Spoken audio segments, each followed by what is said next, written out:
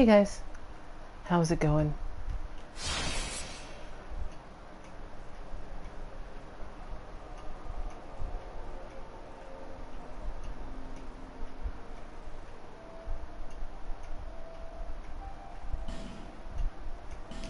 Let's see here, Juliet.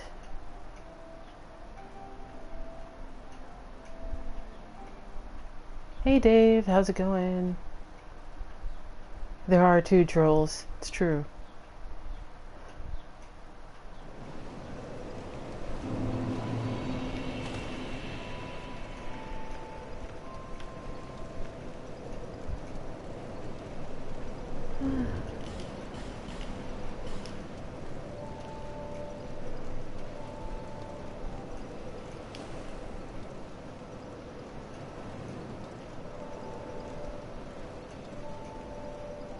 Checking what these all look like.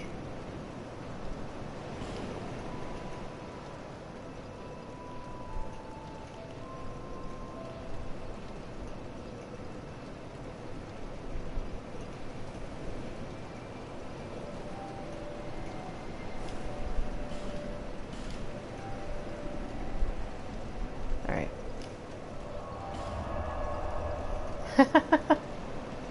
There's also a pursuer. So I don't know if you got that far. Hello. Let's go fight the smelter.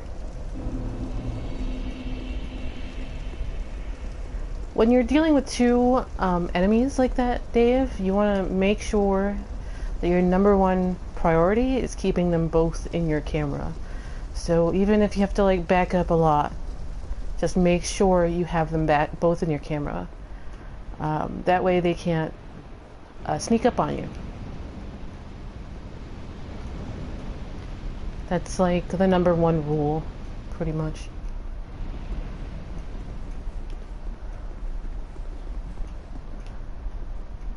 Yeah, I can probably, I don't know.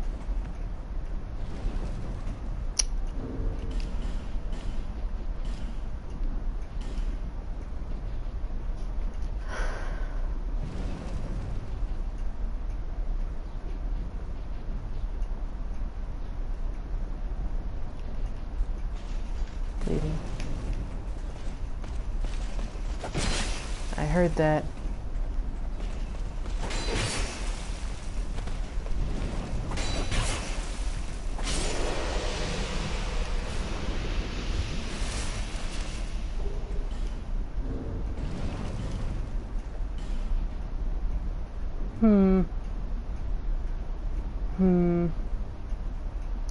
Trying to see if there's anything of use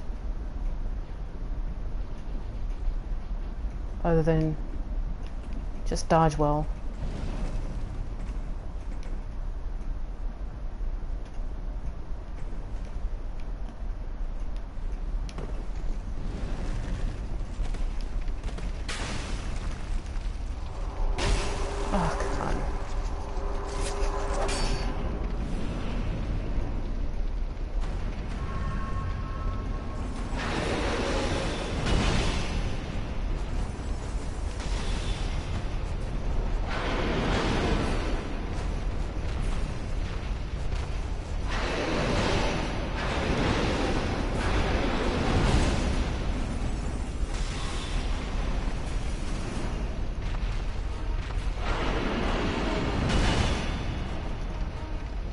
Take a safety heal.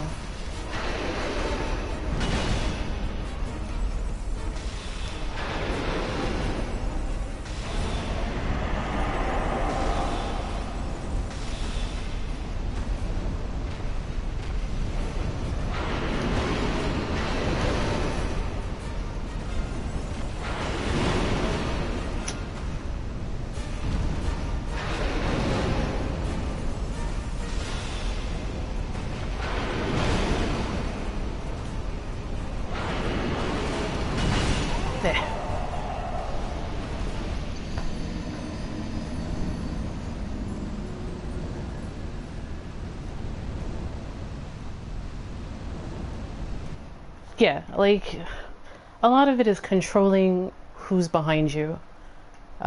So try and keep them all in your camera, and it'll be more or less worried. Loki, what are you doing?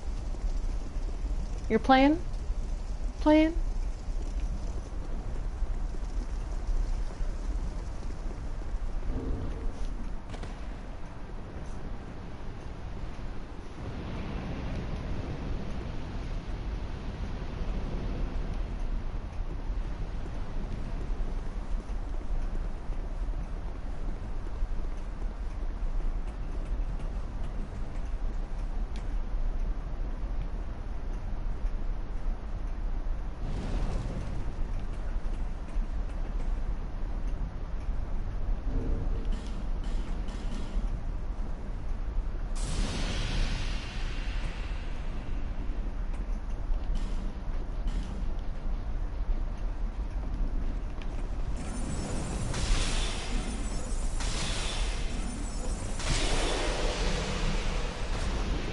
Sure.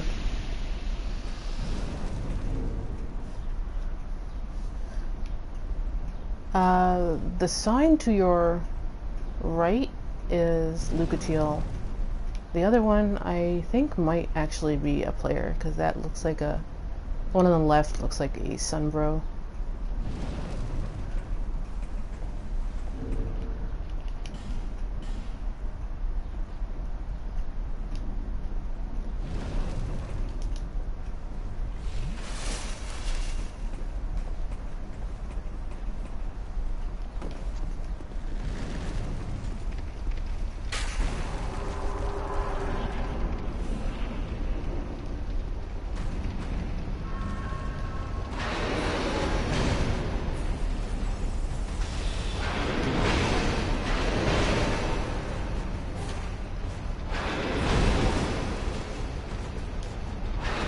Ah, come on.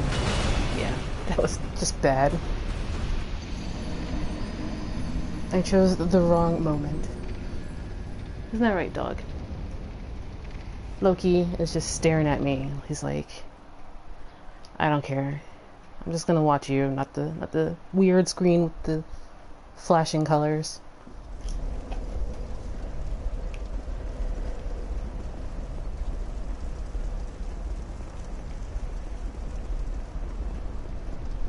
I actually think I'm being a hair anticipatory.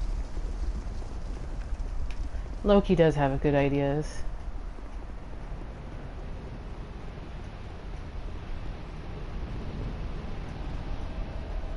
Oh, hey, Poker Dude. If you are in the stream.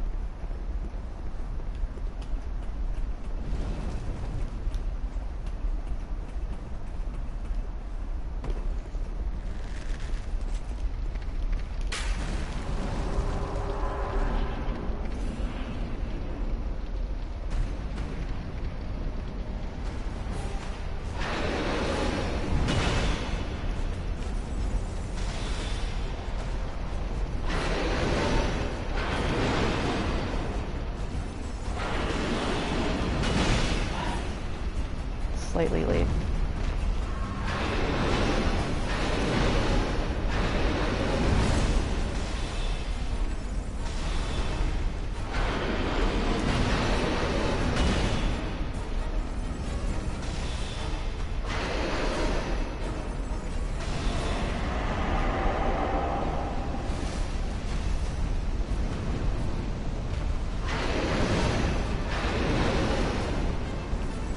I'm using my heavies because it's faster.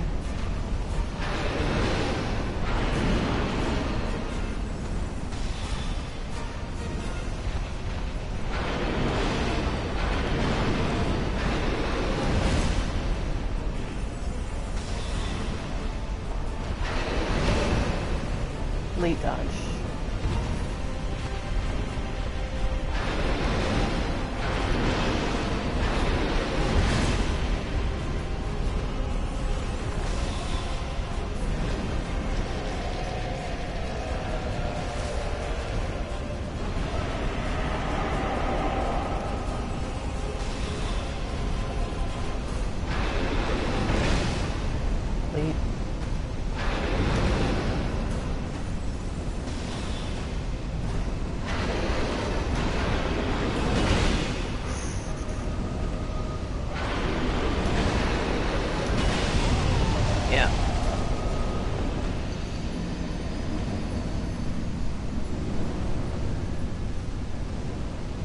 slightly anticipatory.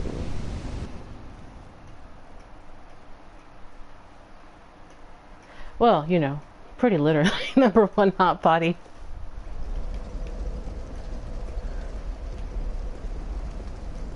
I need to get another Sublime Bone-Dust out of Huntsman's Copse. I keep forgetting about it.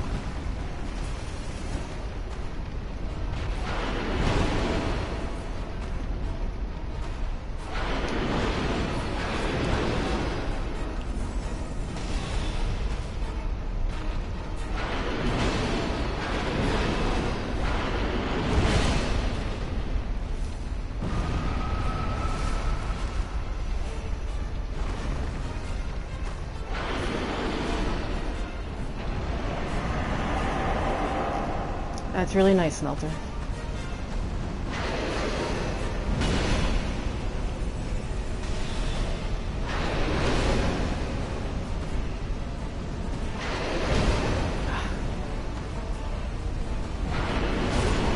The heck?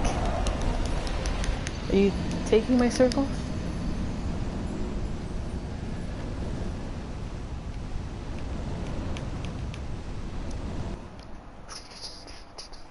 So what's going on, everybody?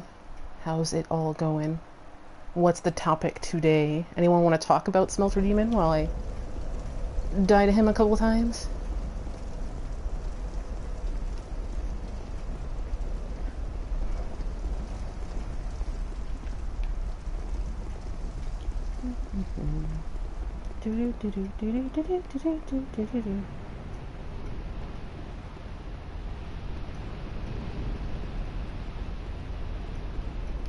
Oh. That's too bad.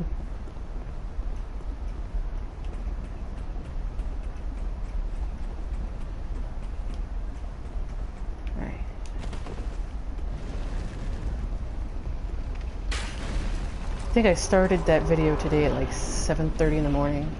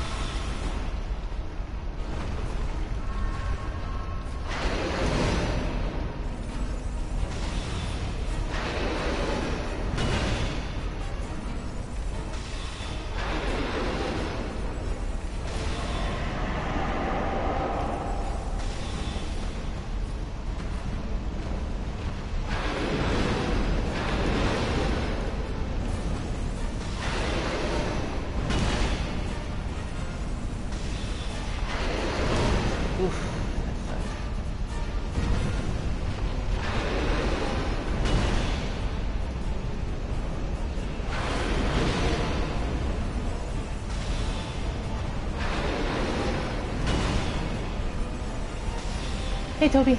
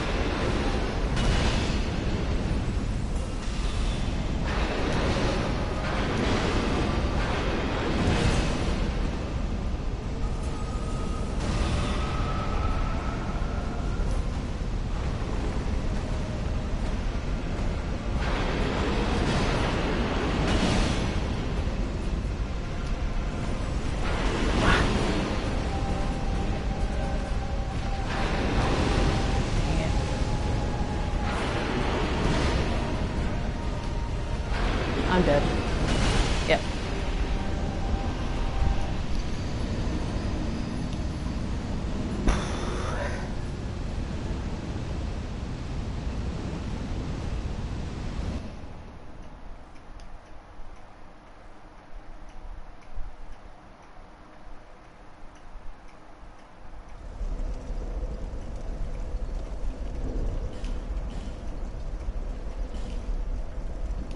Alright, I'm gonna grab a couple of things real quick that I skipped. I will be right back.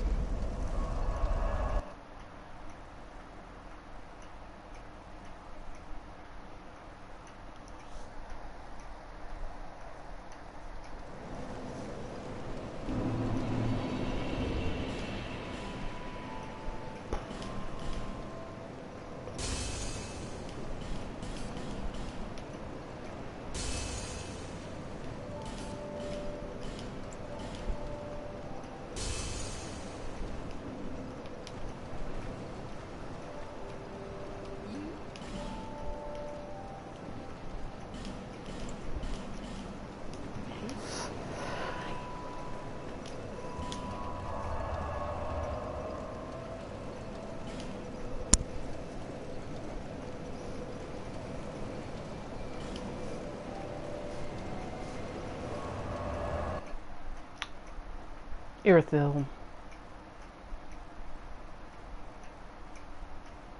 Ironclad.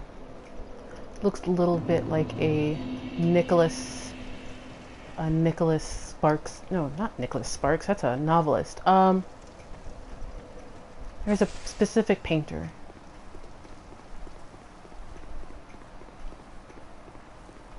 who, like, he might have died recently. Oh, that's the wrong.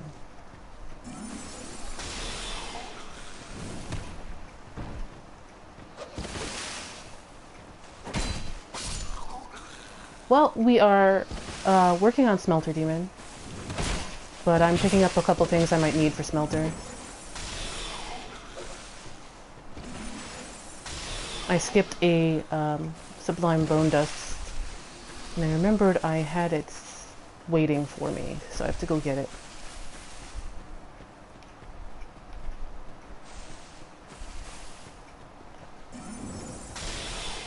Get back down there. I was hoping people would have more of a reaction for Aegon's video if they've seen it all.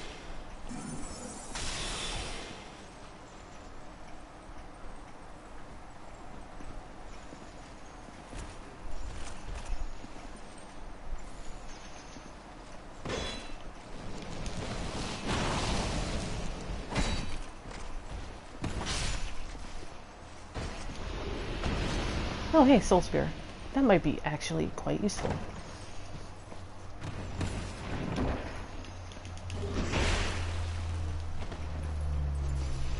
Who told you you could come down here?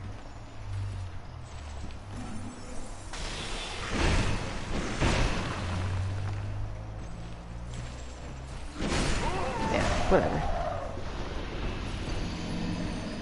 Yeah, it went up this morning. You're like 7 something odd in the morning Eastern.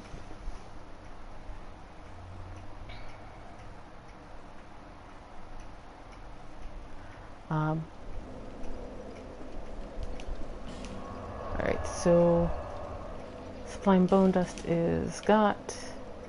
Some life gems are acquired.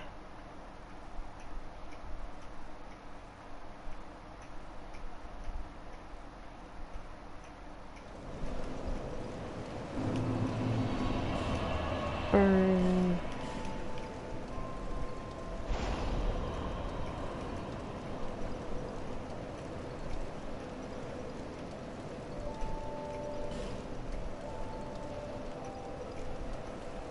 $40, huh? I'm actually bump that down.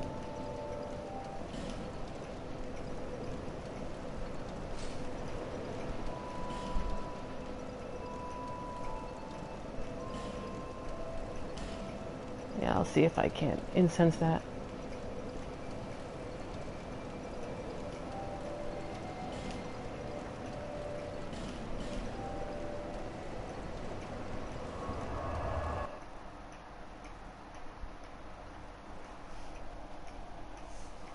Neaterino. Yeah, I'm looking forward to seeing your guest appearance in Archdragon Peak.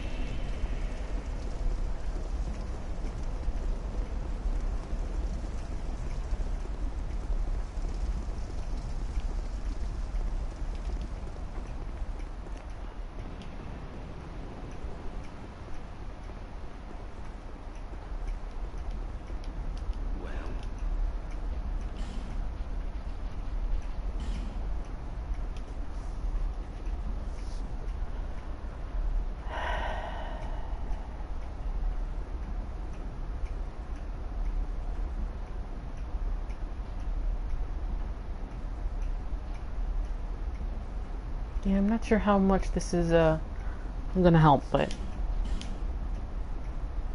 it is now 39. Hooray. 38.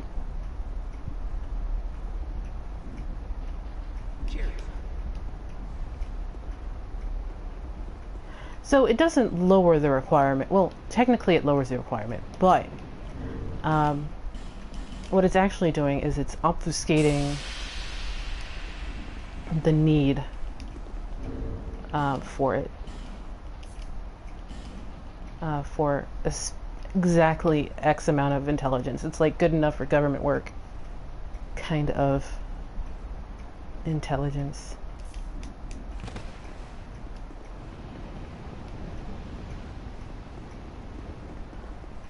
But since I can't use it yet, then I'm going to take it off anyway. Throw something else on.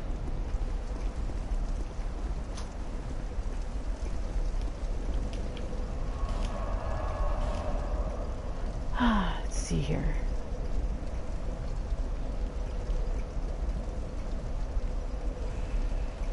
I guess I can go for a Plinky.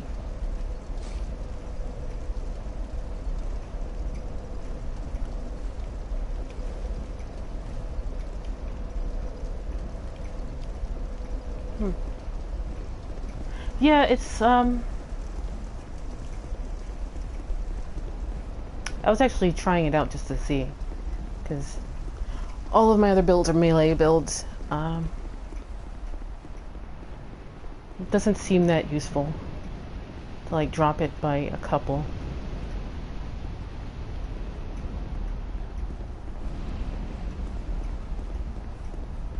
Far less spicy.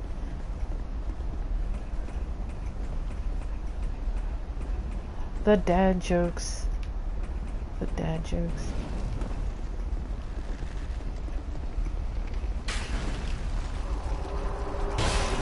Ah, I'm out of time. Maybe not.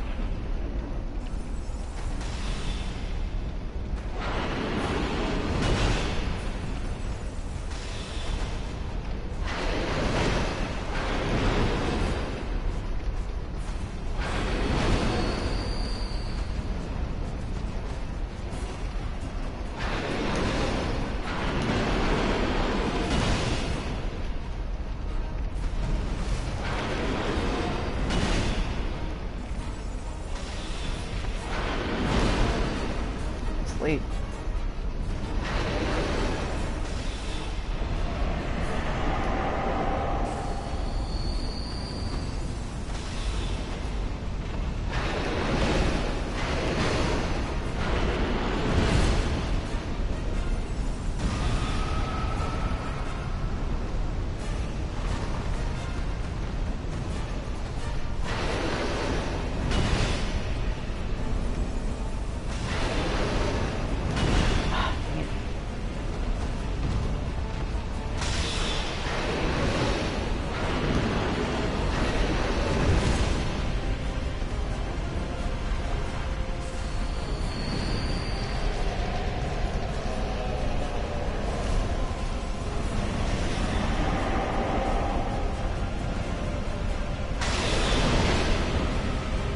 That actually super distracted me.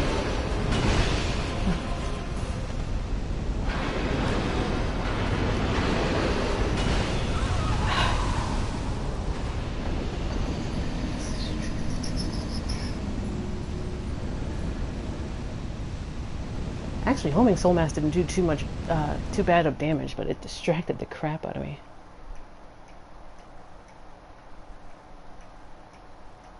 The undeserving dead.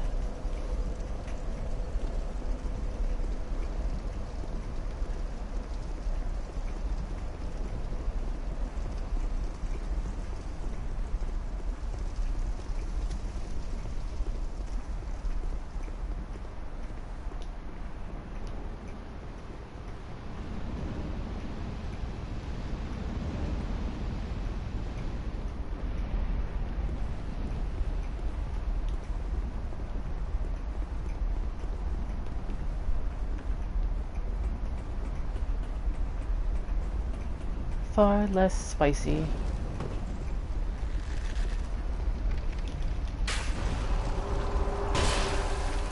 Yes, there's... I'm out of time. You're supposed to be able to get in while he's shooting that arrow, but I got there slightly too late. Yes, there's crystal magic in DS2. They are soul items from Strayed. I should probably trade some of my soul items in for some soul magic, for some crystal magic. New Game Plus has the bulk of it. Because you can get Old Pale Drake's soul out of Duke's Dear Freya, and that will give you, I think, Crystal Soul Spear? If I remember right. It's been a while.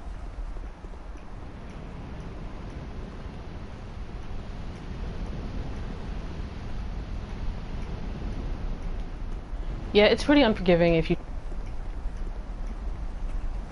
not to fight the captains, and those guys are called captains. Individually, they're actually pretty easy, but the problem is there's another one right at the other end, and if he's in melee, the other one's usually shooting an arrow, and it's really annoying, so it's not really exactly worth it.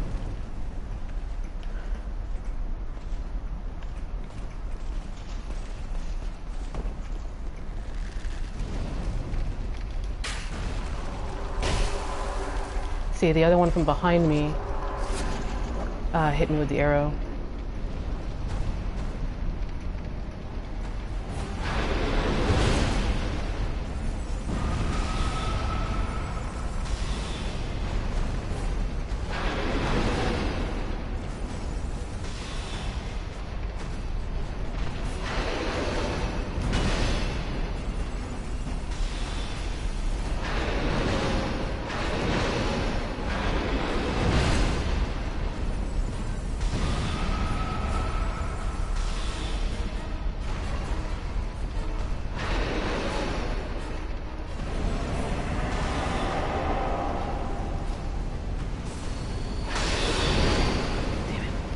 This is console. Damn it! I was like late on my dodged hits, so I got hit. This is console though. I cannot stream from my PC. Yep. PS4. My PC is a potato. It still runs Vista 64. Integrated graphics card. Yeah. It's a potato.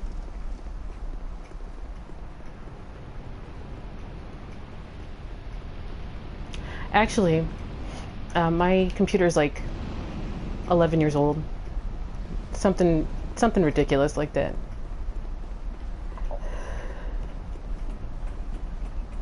It is an old rock that got tricked how to think.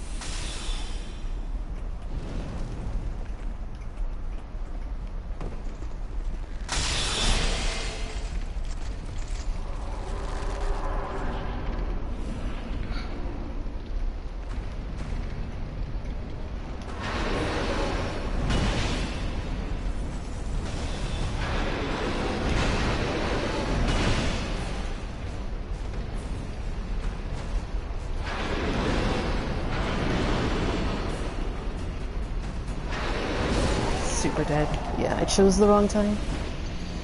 I thought I had a little bit more time than I actually did. Side note, I am at 3080p, so just before anybody tries to backseat, I am at 3080p.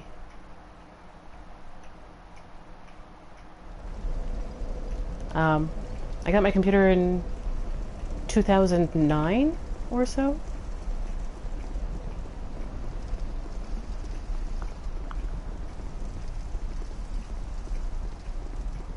So it has been around.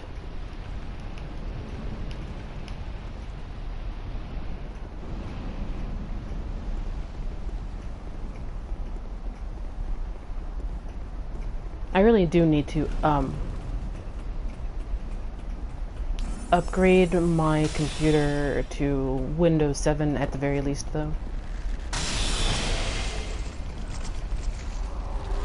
It is getting to that point where I definitely need to.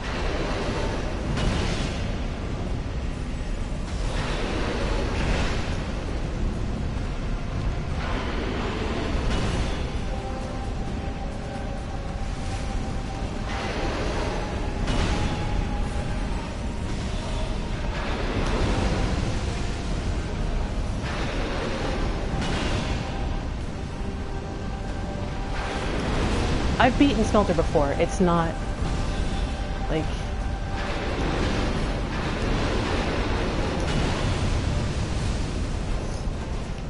he's just roll catching me.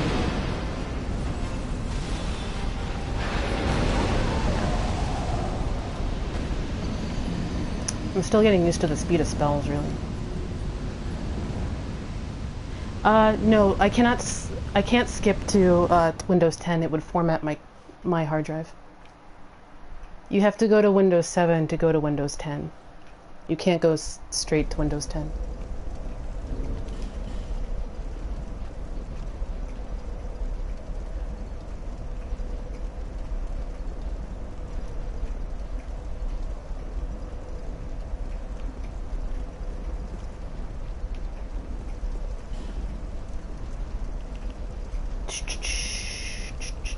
Where are my humanities? Yeah, I've got to go to Windows 7, though. Which, you know, sucks. Because I have to find Windows 7. Oh, okay. I see what you're saying. I only glimpse the chat on the side when I'm actually fighting.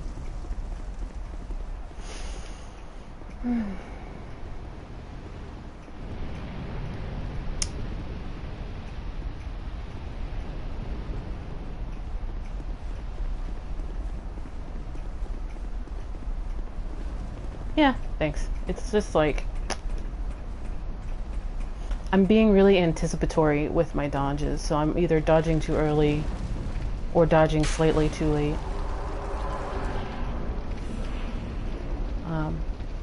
Because his timings are actually a lot slower than you think it is.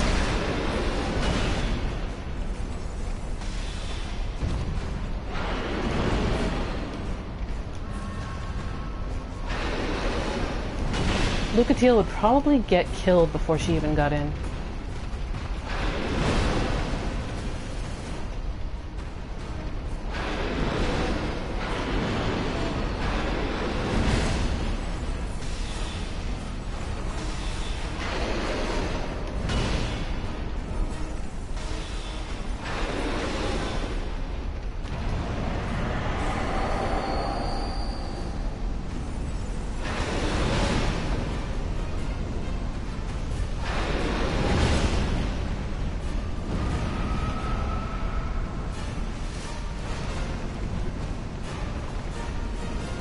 The AI pathing in this game runs off of lock-on, and given how much I hate the lock-on system in this game... By the way, that's why they turn around in Dark Souls 3.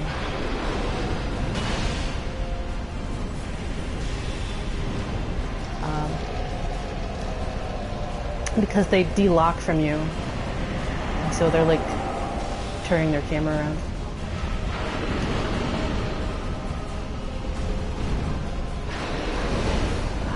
Got caught.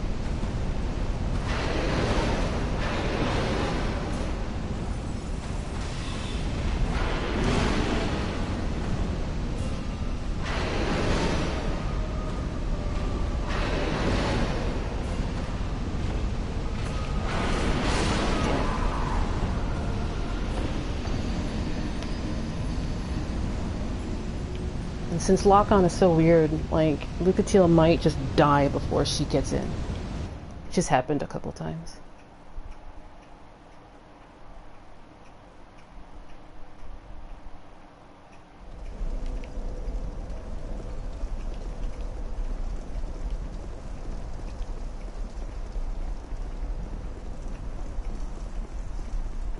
Yes, that's kind of why they look so weird.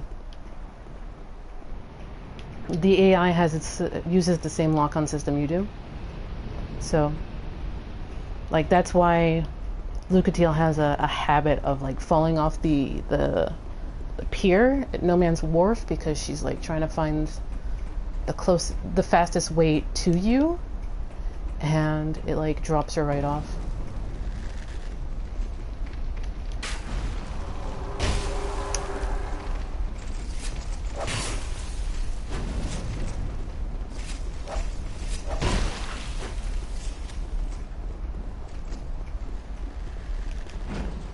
Ah! Totally missed.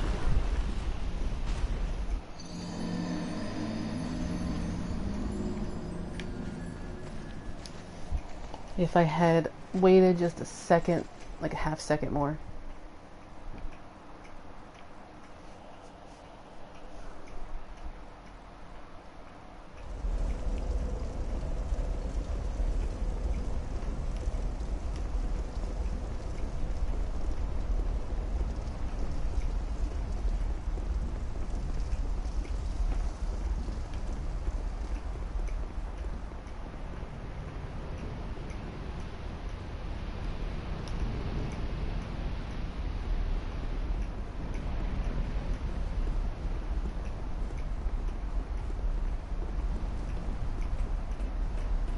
I like that they actually tried to make this like a kiln.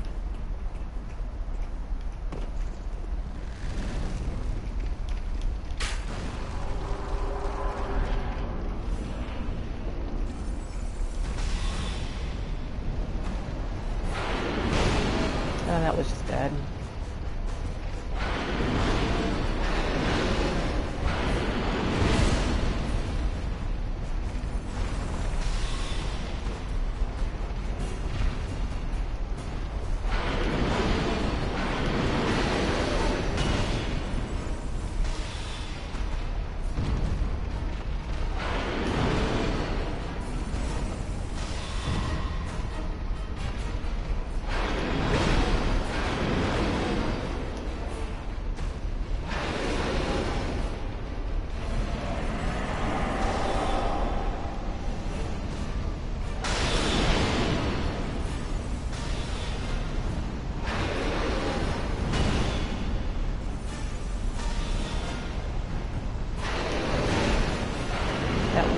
an early first dodge.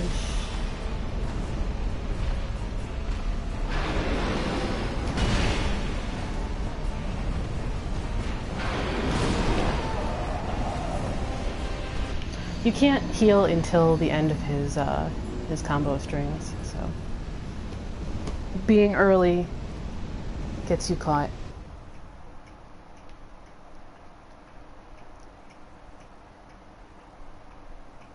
If I have to use another humanity, then I'll pop Lucatiel, I guess. Hate babysitting her.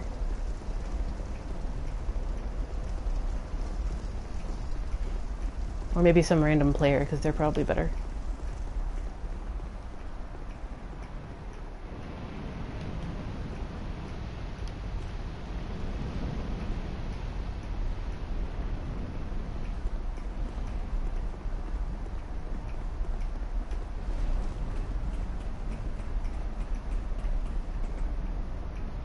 Yeah, well, it's a pain in the butt, because, like, if one is attacking you, then the other one is arrowing you.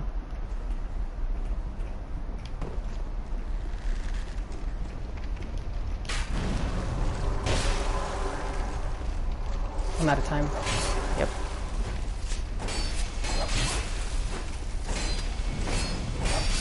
Yeah. So that moveset's pretty... Like, I didn't speak about that at all, but, like, the captains are neat. They do an Ayato stance every time. And they have white lightning, really?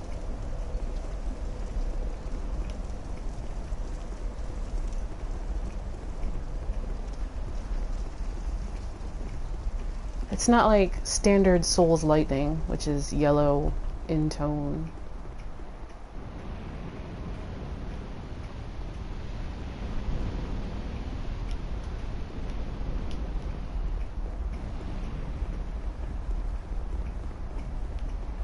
I know DS2 is cheap via Humble Bundle this month on Steam. So if you don't have it on Steam, you can get it through Humble Bundle. I'm gonna try a couple things. Try something.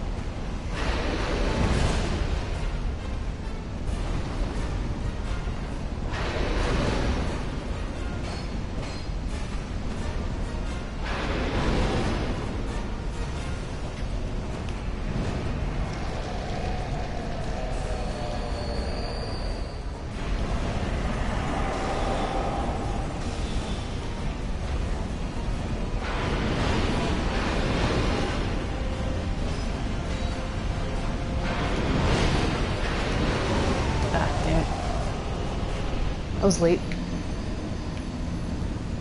Man, I'm so much more comfortable in melee. Poke, poke. Just poke the smelters.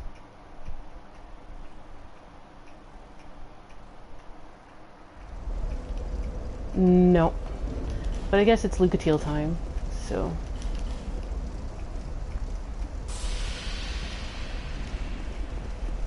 Or...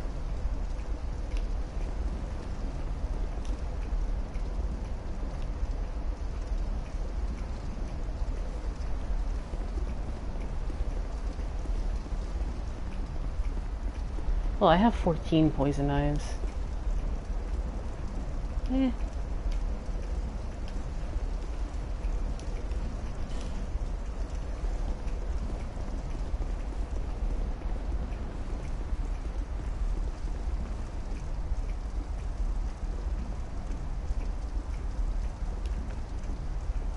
Put me in, coach. I'm ready.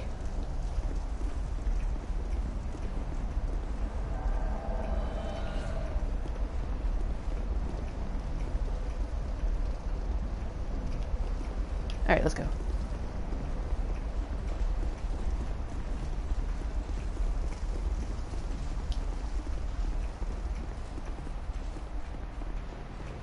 Yeah, well.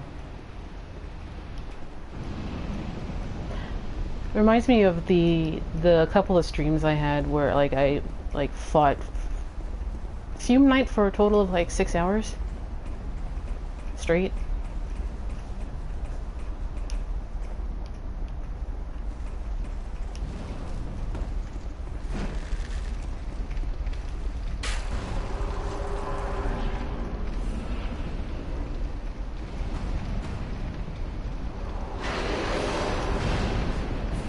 I learned a lot about myself during that time. He got freaking wrecked.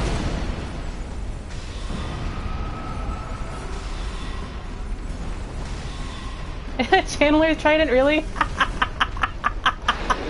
Oh, that's the best summon ever.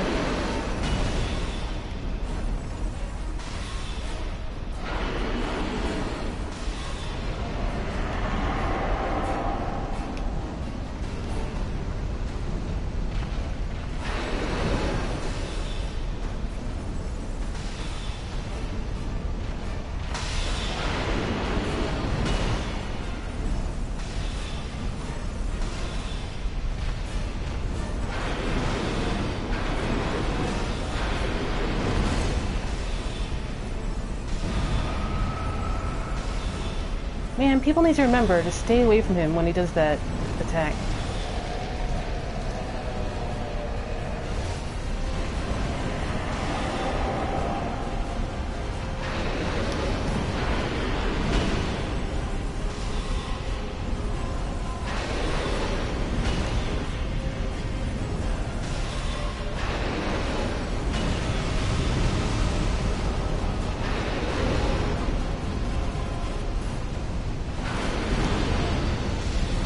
Rip.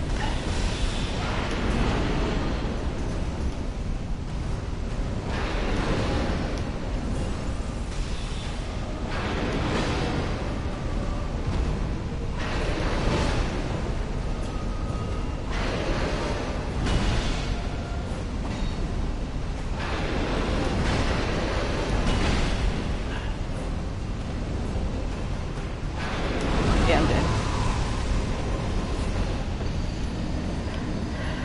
Chandler's Trident is the best dance. It is the best emote, and I am very sad it's not in DS3. Chandler's Trident is the freaking best.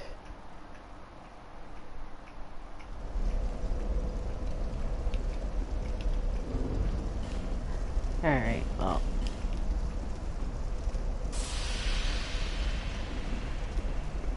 Working as hard as possible, man.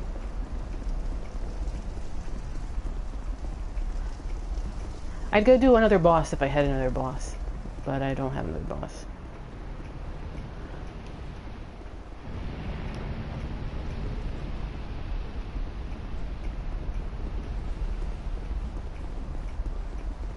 Ah, Chandler's Trident. What a stupid, amazing, goofy thing that is.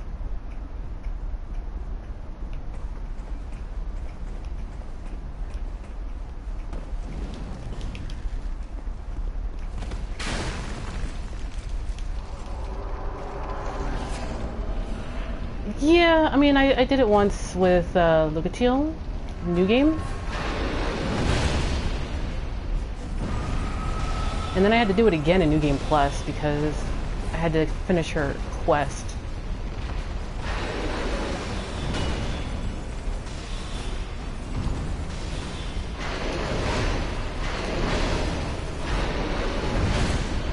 Lucatiel, get away from him. Jeez. Alright, time to heal. Time to put up Holy Soul Mass.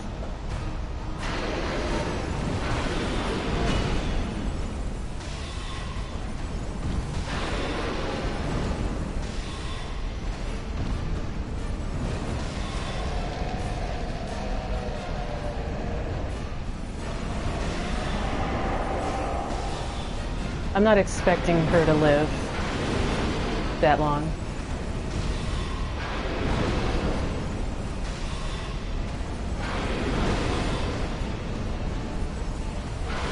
Yeah. Combat AI is not good.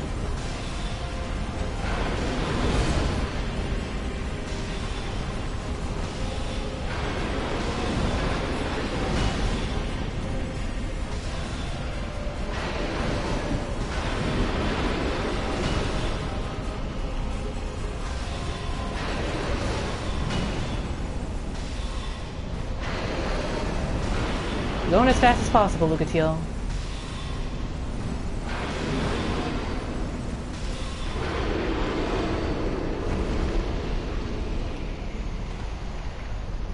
First time I tried doing it in New Game, she like died like half a second before she before I killed him. And I wasn't about to aesthetic the area because I was going straight into New Game Double Plus. Alright.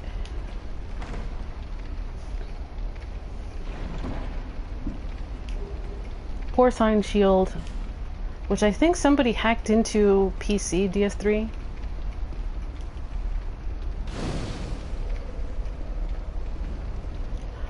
So okay, so magic in this game. Let me give a quick demonstration. Magic is a bit slower to combat how powerful it can be, especially at lower levels. So you have two stats. You have attunement, which governs number of spells. It also boosts spellcasting speed. It also has the vague effect of also boosting agility. But it's like every, like, what, 8 levels of attunement or something stupid? It's not really worth it. In DS3, dexterity boosts casting speed. So that's the big difference in DS3. And then intelligence is your magic defense and your ability to cast spells and how much damage you're going to do. Then you have spell slots, which is how many spells you can stick on. I have 5 because of my attunement.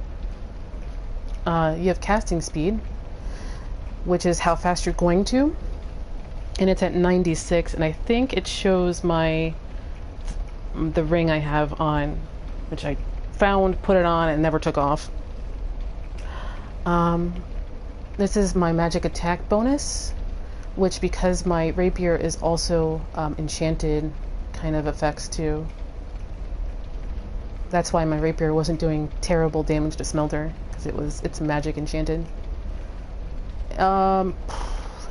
Here's magic defense, and then with the rest of your defenses, agility, poise, which, you know, sucks, but who cares about poise?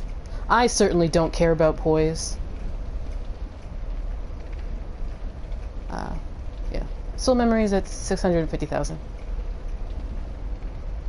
But once you have enough to cast a spell, once you have enough slots to equip the spell, you can use a staff and you can cast it.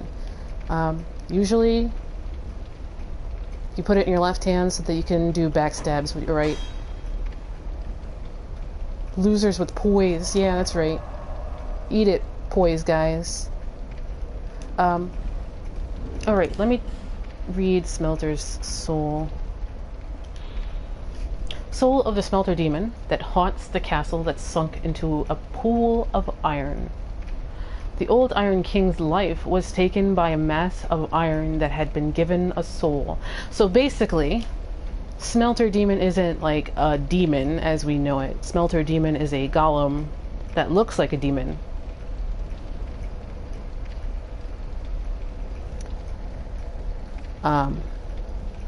So not only is Vendrick and Aldia messing with golems and playing God by giving life to things that probably shouldn't have it, old Iron King gave a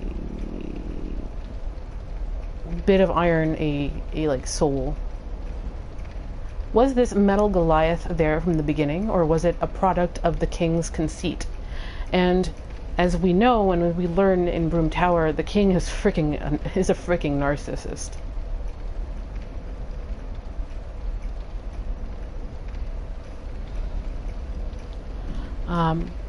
The only reason to fight Smelter Demon, really, is so that you can get access to this bonfire.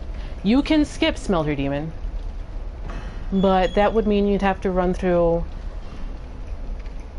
everything you ran through to get through Smelter, and then run through all of that.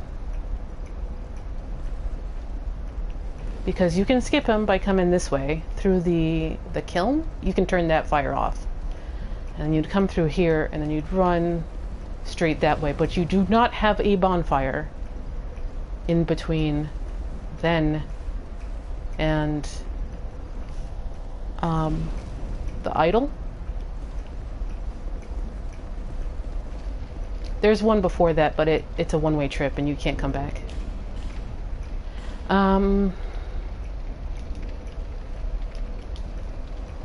Item box.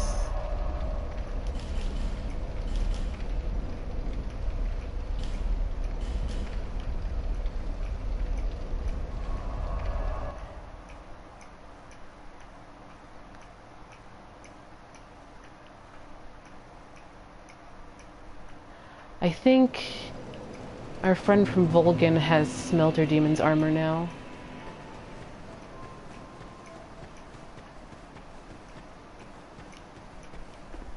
So we should read that first. Oh, hello.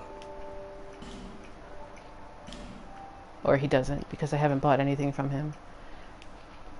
You're a jerk, Moglin. Do I really have to buy something from you? I don't wanna. I've got other things to do with my souls.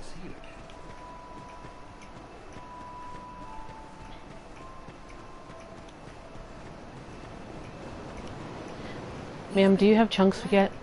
Also, she's traded in her skull for a arm. No, she doesn't have chunks yet.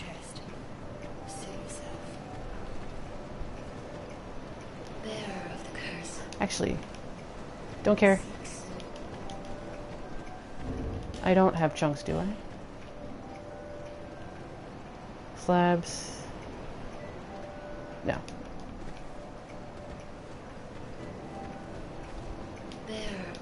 So, yeah, Smelter Demon isn't a demon.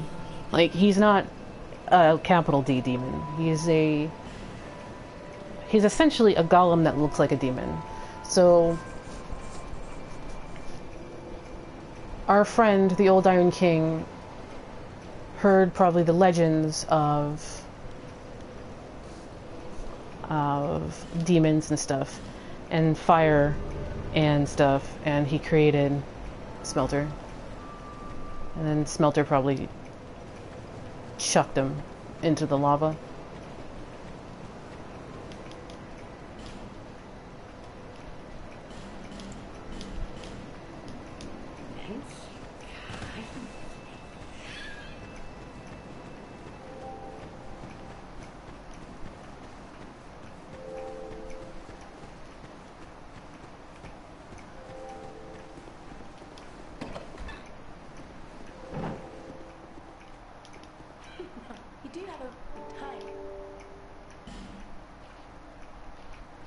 The best thing about Shalquoir is she can tell you which covenants you've discovered and your rank, which is neat because in DS1 you kind of had to guess. And with how DS1, if you changed covenants, it like dropped you down like half a rank or a rank, and you just basically have to remember. But Shalquoir allows you to see where your covenants are. No. Nothing suited you, I presume? Cat, you don't got anything.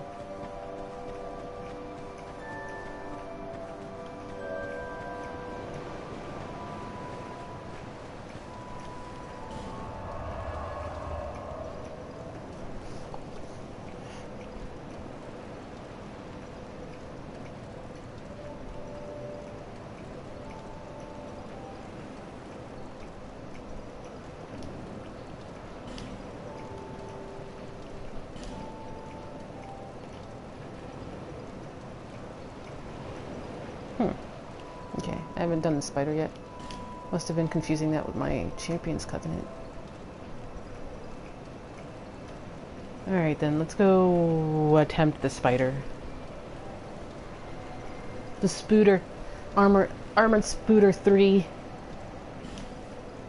Except, Armored Spider has the better theme song.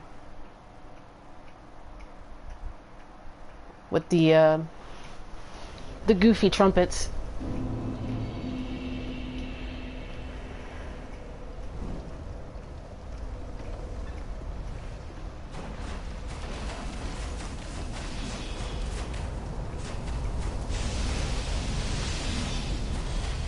The light from the fire scares the little spooters. And so they'll stay away from you. Doesn't work for the Spider-Men.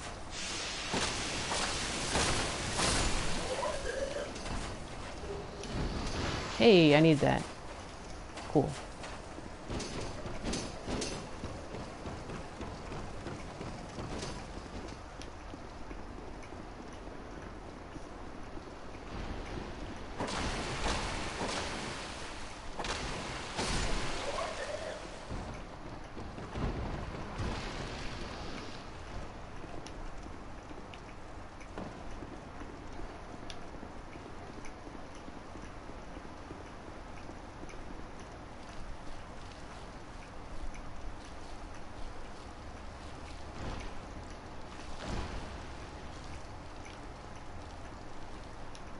Not this way.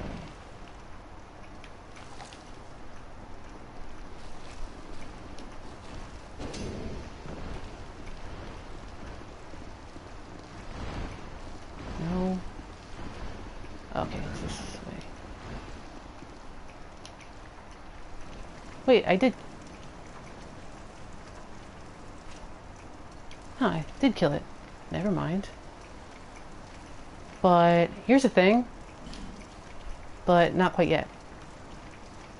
So if you come back, even though you really don't have a reason to come back, there's that thing. And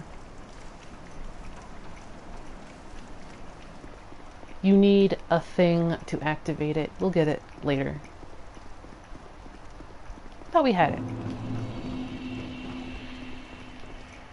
So I know I didn't really speak about this little chamber beforehand, and it insinuates that the guy who lived here was like the mayor of Brightstone. Was both the guy who reaped the benefits of the mines and kind of a little bit obsessed with spiders. Kind of a little bit. By a little bit I mean a lot. And so he promptly bestowed Freya with a bit of a soul. Here's a tiny chronometer. You see the big one in the ship. And people think this was Freya's cage and that she got really big.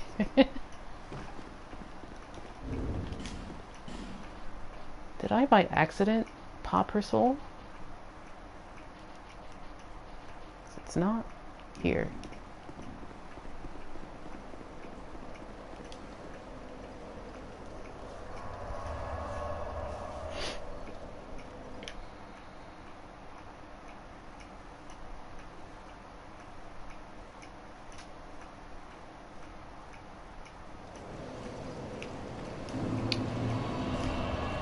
I am now somewhat... Oh, okay. Yeah, it's not a...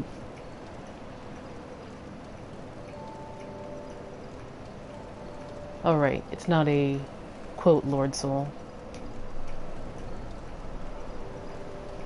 Yeah, probably. Souls have weird powers that kind of reflect the plot a lot of the time. So, like, as the plot is needed.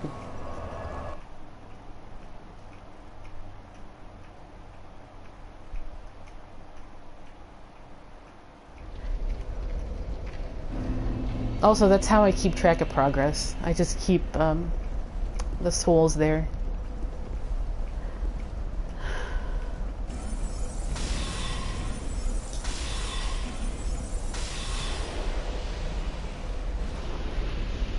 Souls have lots of different powers as the plot demands it, sometimes.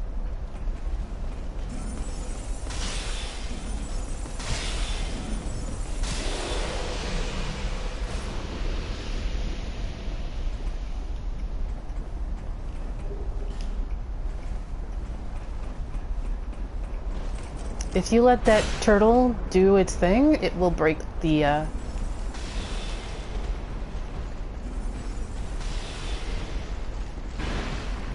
bridge.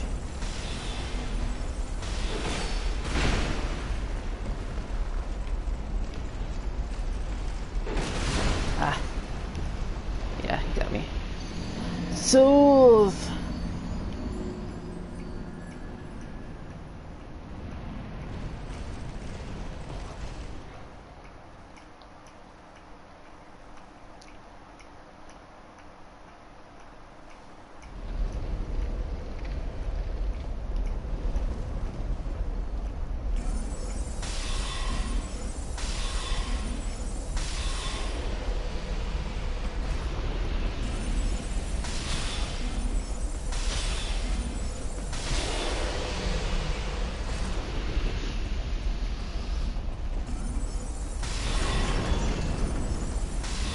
So, right there, he broke the bridge, and then he was all smug with himself. But circle jump is best jump.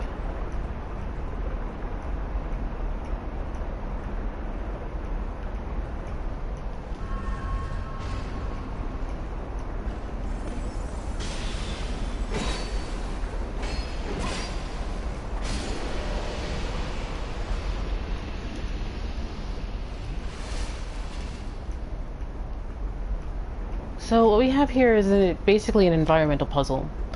I like the idea behind it. I'm not sure about the execution, like so many things. You have lava at the bottom. You have that layer right there, and then you have another layer up top. So what you can do is you can do this, and it lowers that into the lava, kills that guy, but it lowers that guy instead.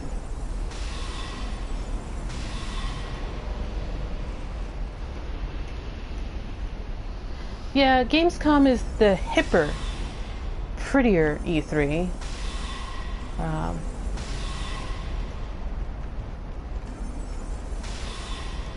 It's more industry focused now. E3 has kind of become a bit more spectacle. So behind here, there's a Pharaoh's Lockstone. Most of the Pharaoh's Lockstones here will drop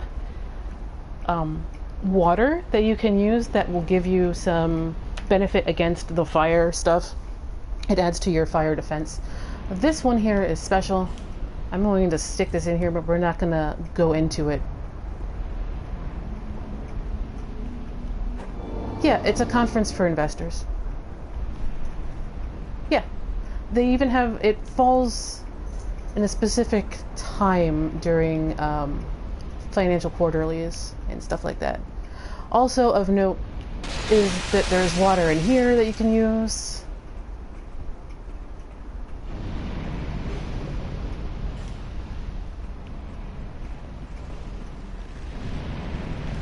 Damn it. That hesitation, though. No! Leave me alone.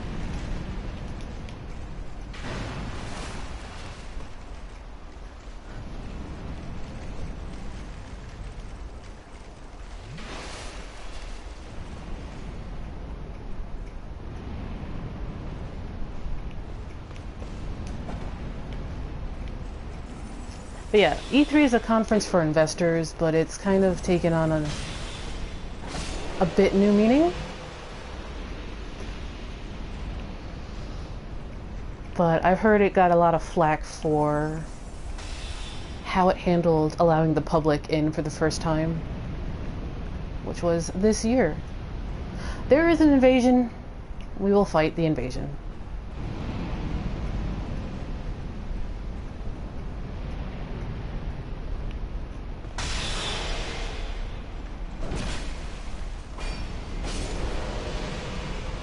So the invasion happens right after you pick this up. Yeah, and the reaction people have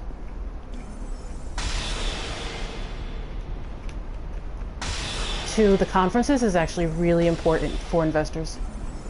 This guy has the scraping spear, more or less, because he's a jerk. And there's lots of Demon Souls references in Dark Souls 2 for some reason.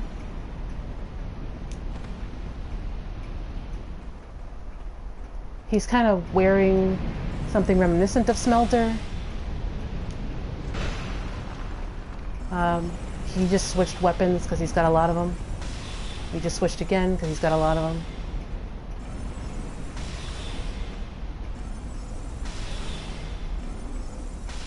But I can do this all day.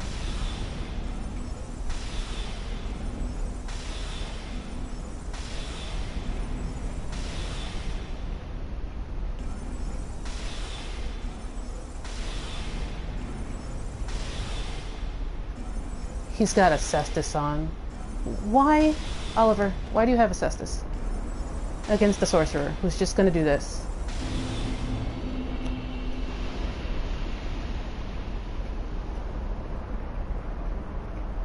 Yeah, I mean, a lot of watchers beforehand thought that this year's E3 was gonna be essentially another 2009, kind of mid-generation. Everybody's kind of working on something, but nobody has anything really to show for it. So I expected as much.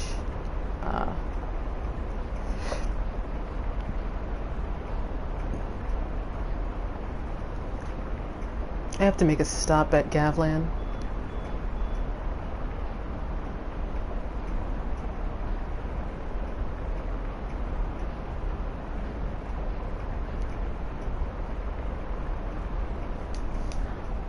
Yeah, it's been like 5 years since the PS4 came out. The PS3 came out. The PS3 lasted 10 years, which is actually not normal for console generations.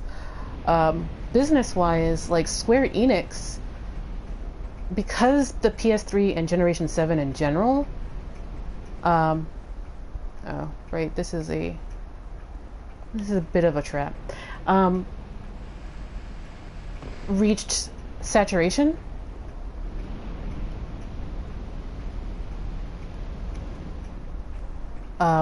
Saturation happened with like Generation 7, so like 2 years before the end of it, Square Enix thought that the audience for consoles were disappearing, and so like Generation 8, which is this one, was a bit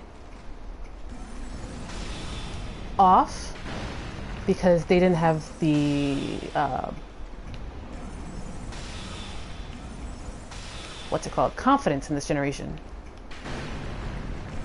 So they mistook like saturation for confidence.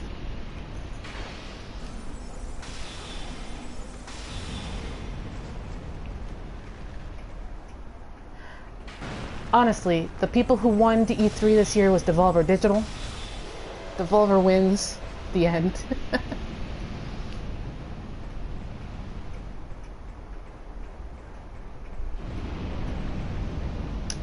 If you guys can see that chest down there, we can't go in it yet. We don't have the stuff, but you better get in it in New Game, because in New Game Plus it's virtually impossible.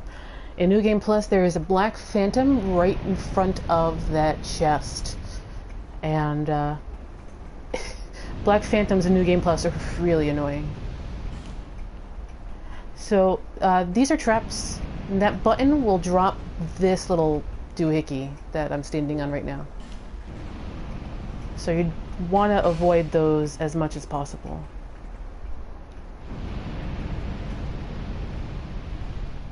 I'm gonna chomp on one of these.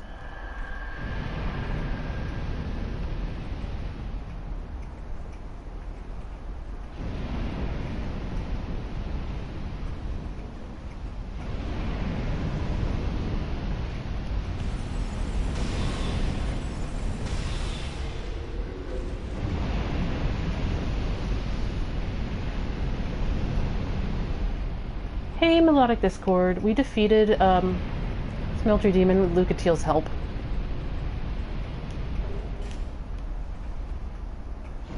And we're just chatting about kind of E3, about the environment here, which is interesting, and I like the puzzle here, but I like the idea more than the execution. No one really showed off very much at E3, although I'm really excited for the new Monster Hunter game.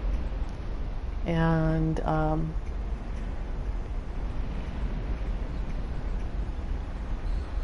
Shadow of the Colossus, which is my favorite game of all time.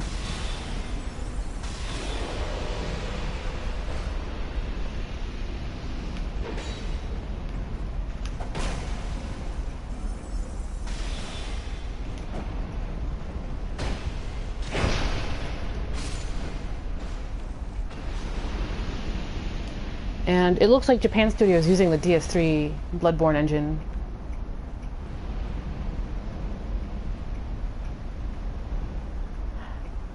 Yeah, like the main show, I was actually surprised and struck by how, like, at least Sony decentralized their conference. Like, their conference was more a keynote for all the other stuff that they showed on their channel, on their internet channel, throughout the rest of the weekend, which was a lot more interesting than the conference itself. Like, I'm super excited for, like, Vampire.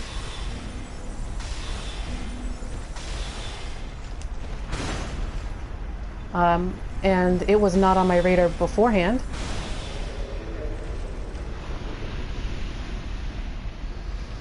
But they didn't show that at the sizzle reel that was their conference. They showed it later.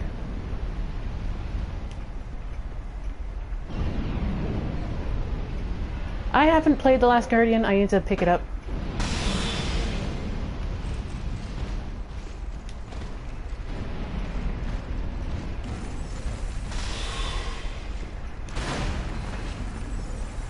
Just haven't had the time.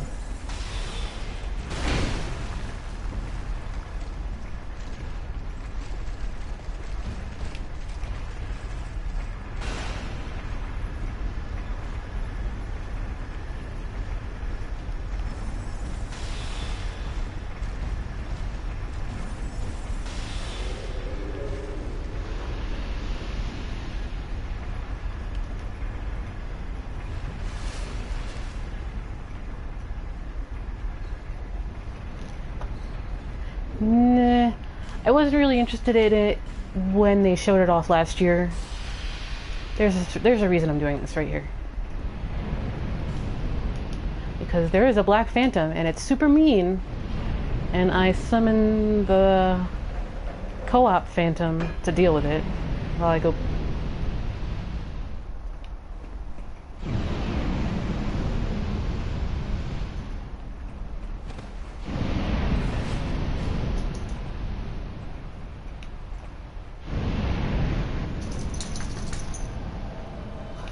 Hey, Loki.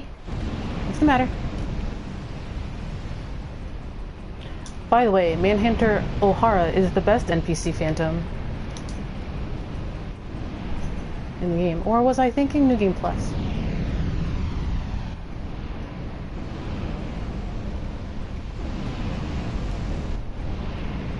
That Black Phantom New Game Plus, really?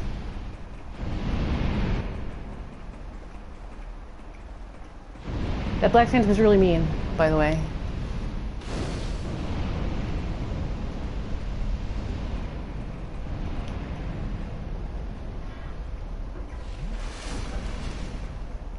I've seen bits.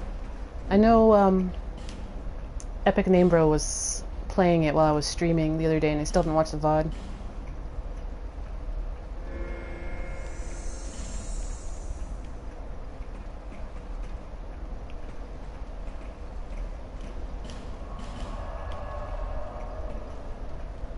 Vampire is a game a bit like a Vampire the Masquerade Bloodlines by the guys who did Life is Strange. Listen, Hunter, every video game these days is a Souls-like. You're going to find some reviewer who compares any video game to Souls these days. It's ridiculous. It's like saying Velka did everything.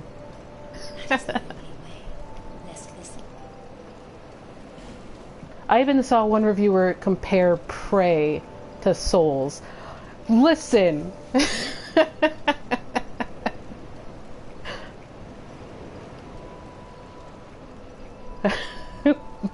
Breath of the Wild is a Souls-like, yep.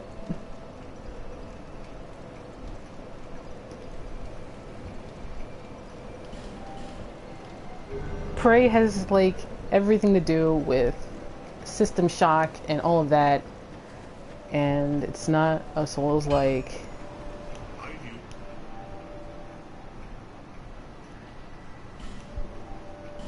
But yeah, every game is a Souls-like. Every single one. Even ones that came before Souls, they're Souls-likes. Yeah, Tetris is clearly a Souls-like.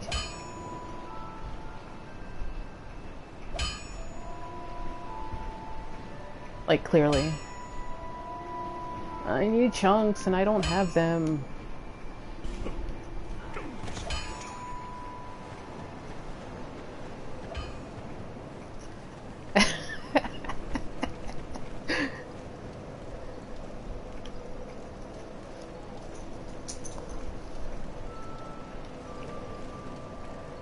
Every game is a Souls-like. It's an Onimusha-like. That's my opinion on Nioh. People forgot about Onimusha. But it's an Onimusha-like. Carhealing, do you have magic weapon?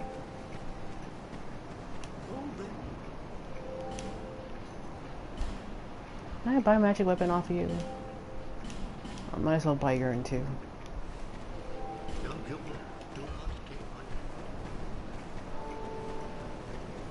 Yeah, totally a Souls-like. Every video game is a Souls-like.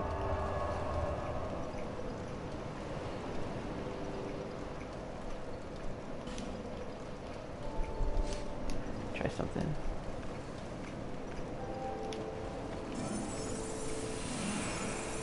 Alright, we're gonna do that for the next boss.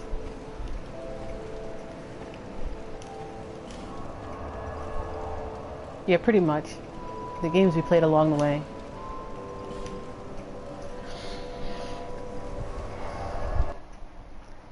Kingsfield, definitely a Souls-like.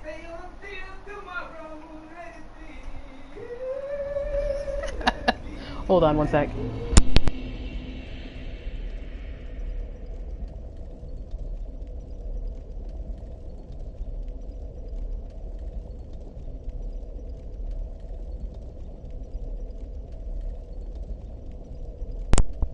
Hey, did you know that the Beatles have a channel on Sirius?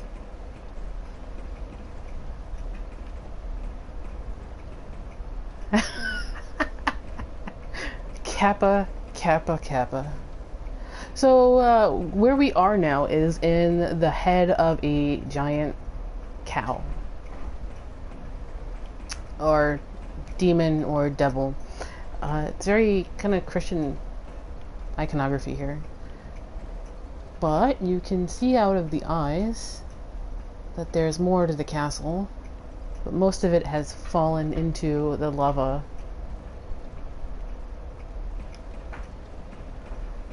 This lever turns off all the fire in the zone. Here's more of the castle. Trying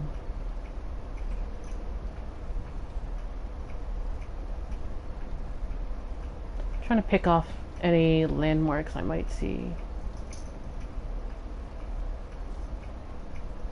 Aside from JPEG backgrounds all the way in the back.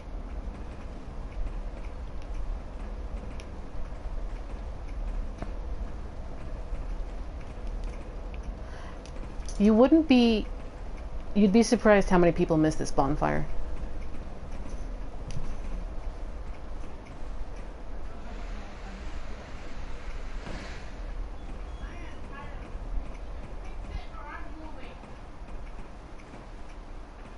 Oh wait, where is the... okay. Dark Souls is a copy of Demon Souls. Every video game is a Souls-like.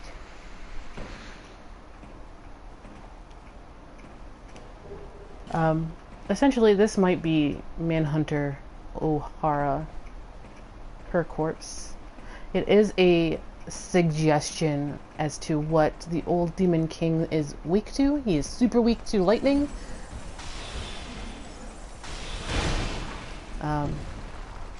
I'm weak to big hammers.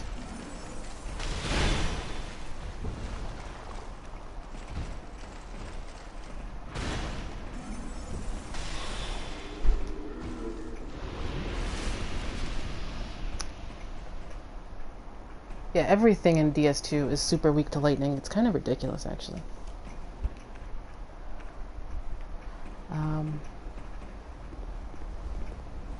Carhelion has a NPC summon here, too. I think it's down there.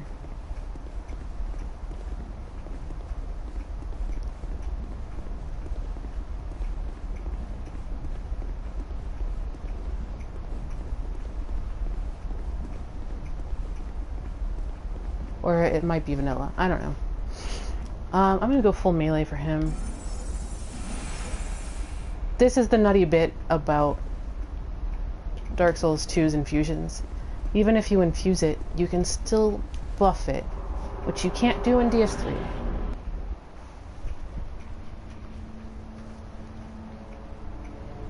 So imagine a Lightning's Veihander buffed with magic weapon just because.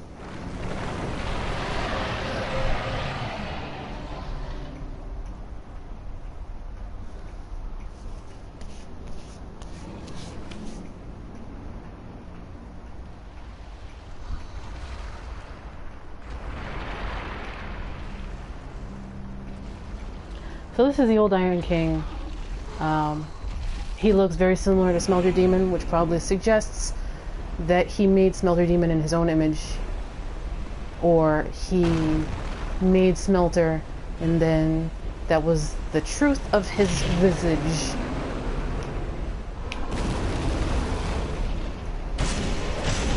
Three, four.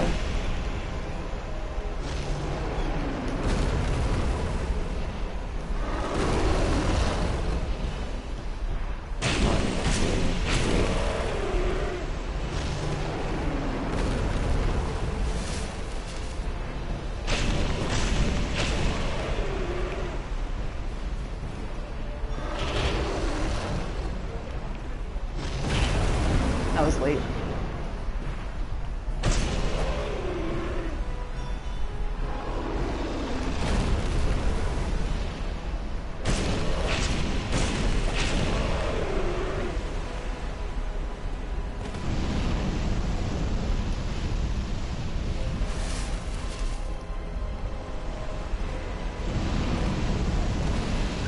Ah, damn it. Got knocked into it. I thought I could iframe it. Whatever. Yeah, I heard you like magic. It's kind of silly how much damage you could just stack on yourself.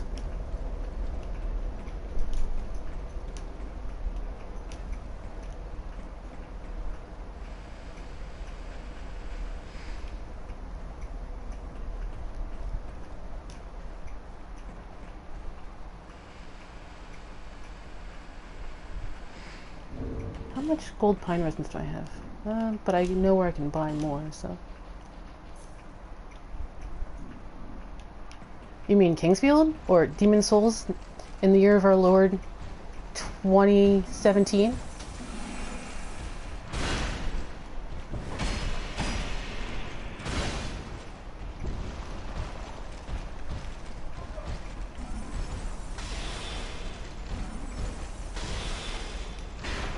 I really like the single, the co-op component. I like getting my friends together if they want to make a weird build or something and just mess around. I like going through them first single player, mostly so that I can figure out how to effectively co-op for people.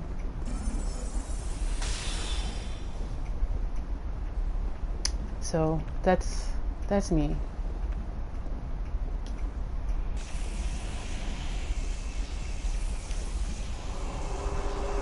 That's why I try and solo bosses first.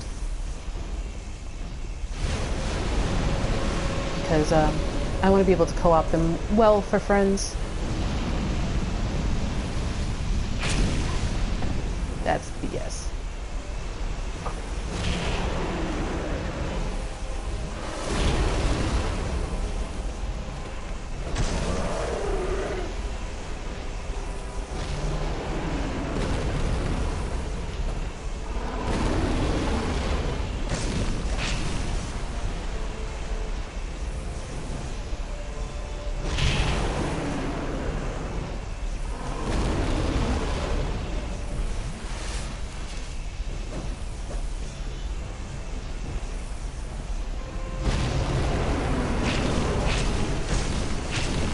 After that first run, I can do whatever I want. I do whatever I want.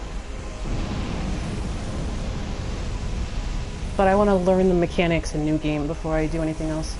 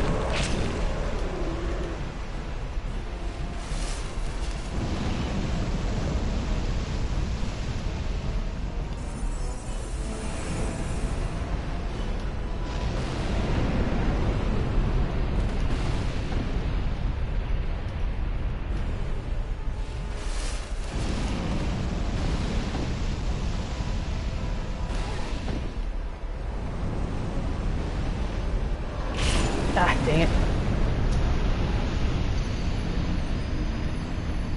Yeah, like, every other run after my first one, I'm just, like, doing whatever.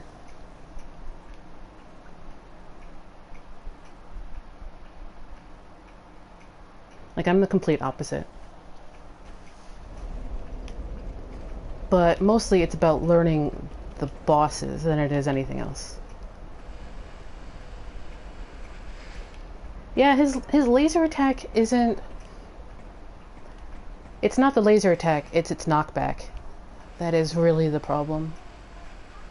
Because usually you're off in the corner and you're gonna get knocked into like a hole.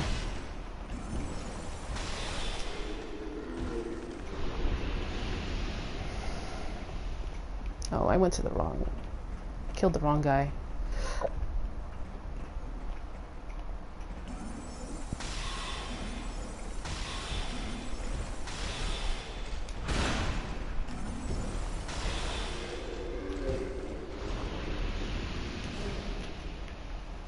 Hey, I got turtle leggings. I think that's our first turtle thing.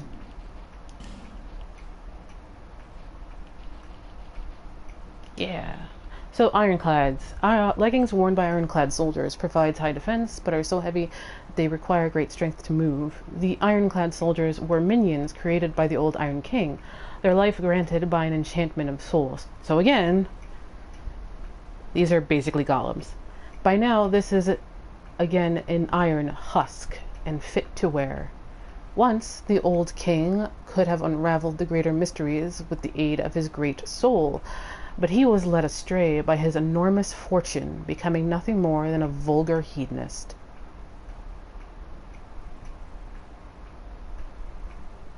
Yeah, I don't co-op the first playthrough. But I feel like doing the first playthrough solo allows me to be a better co-opper. But I will, like, set down my sign so I can learn a map. So, like, I won't summon, but I will be summoned in my first playthrough.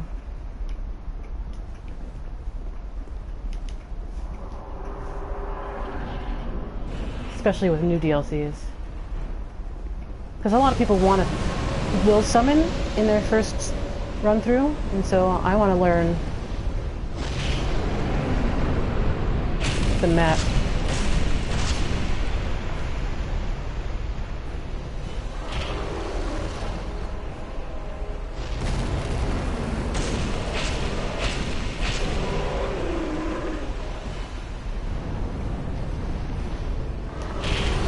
Oh, come on. That was bull hockey.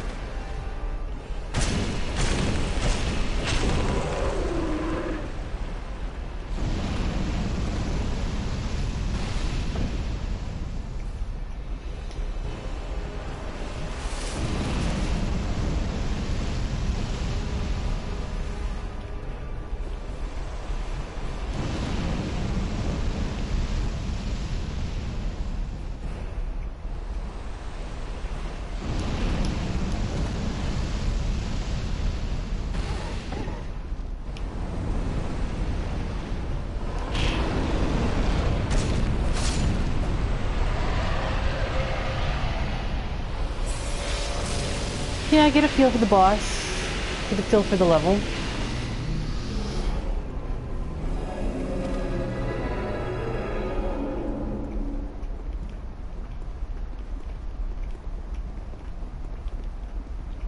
Usually summons don't know their way around, so.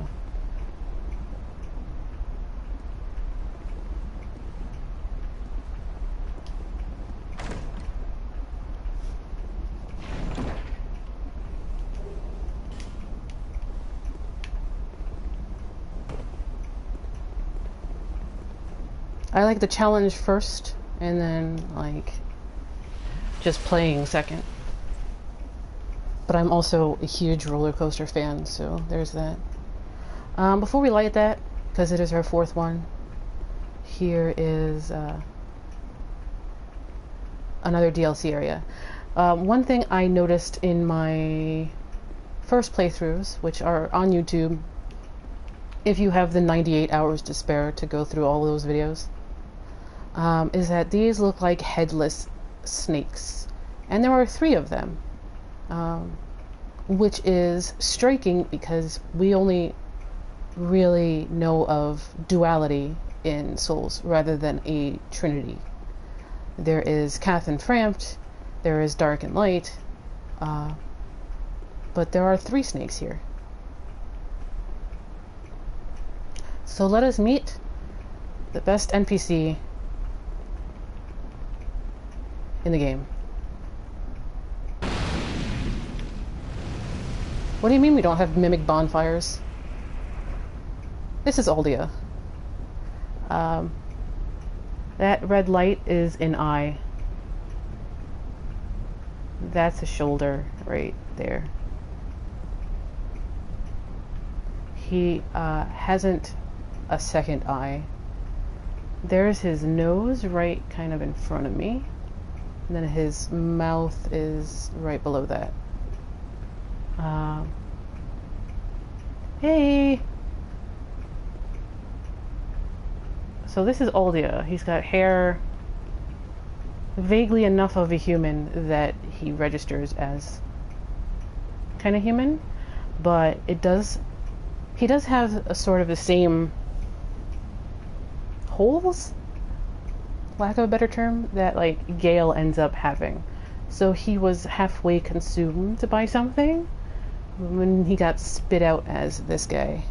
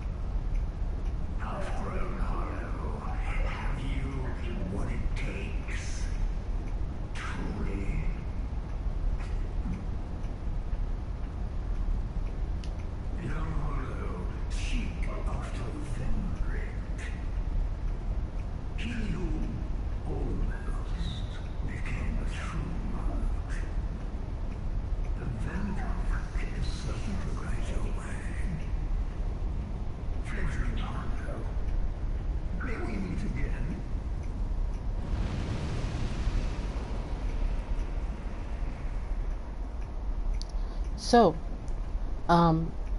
it's important to note that he is linked to the bonfire. He's linked to the fire because the fire has consumed him. That's how he's able to pop out at bonfires. All the bonfires, like the Firekeepers in DS1, and all bonfires in all 3 games are linked to the same fire. That might be obvious to many people.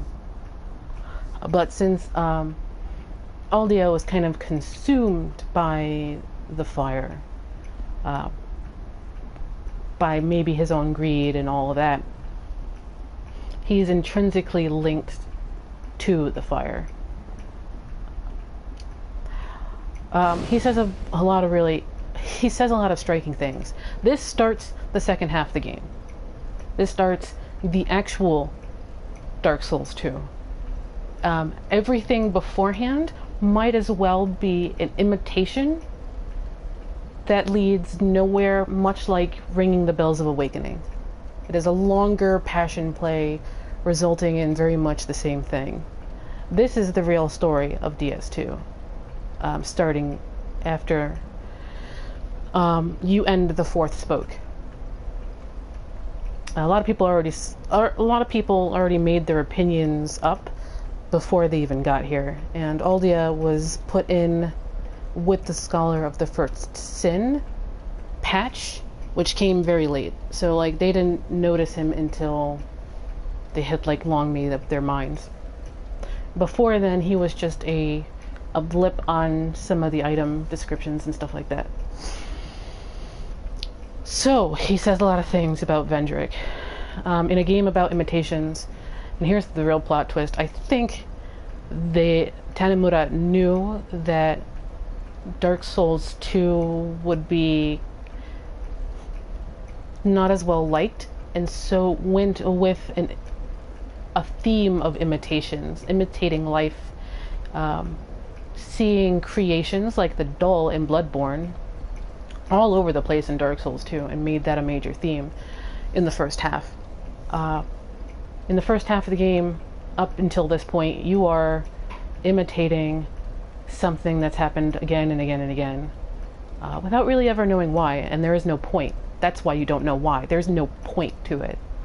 And then that's kind of what Aldia starts to suggest, that there's no point to any of this that you're doing, but you're doing it anyway because you still have agency and you still have will in a lot of respects. He calls you a half-grown hollow, even though I'm like level 80 something, 89. If you listen to him, like, the main voice is David Gant, who does a lot of Shakespearean theater. He's all over, he has a lot of YouTube things. He's more or less a Shakespearean British actor, which fits very well with some of the references they make Aldia do. He's not the only voice, if you listen really close. He has a female voice underneath him, which JSF said it's Alsana's voice actor, but I'm not.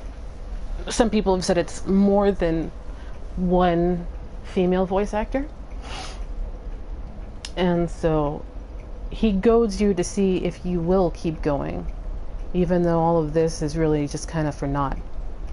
All of this is just imitations. It's just an imitation of the real thing. And maybe the Dark Souls 2 team was self-aware of that and intentionally made it a theme of Dark Souls 2. Let's go back to the Farfire.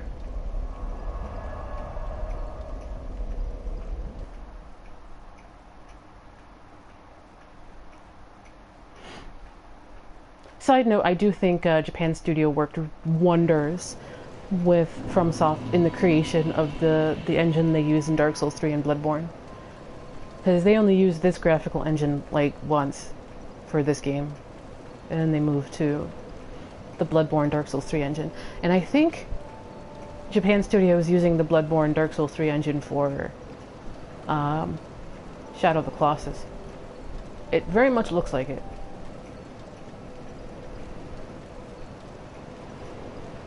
So, listen carefully to what the Emerald Herald will now say. You are blessed with a myriad of souls. Bearer of the curse, make your way to the castle. And you're blessed with a myriad of souls. Those who come to Yeah, okay, this is old. Let's level up and then read a soul. 2, 3, 4. Okay. 2, 3, 4.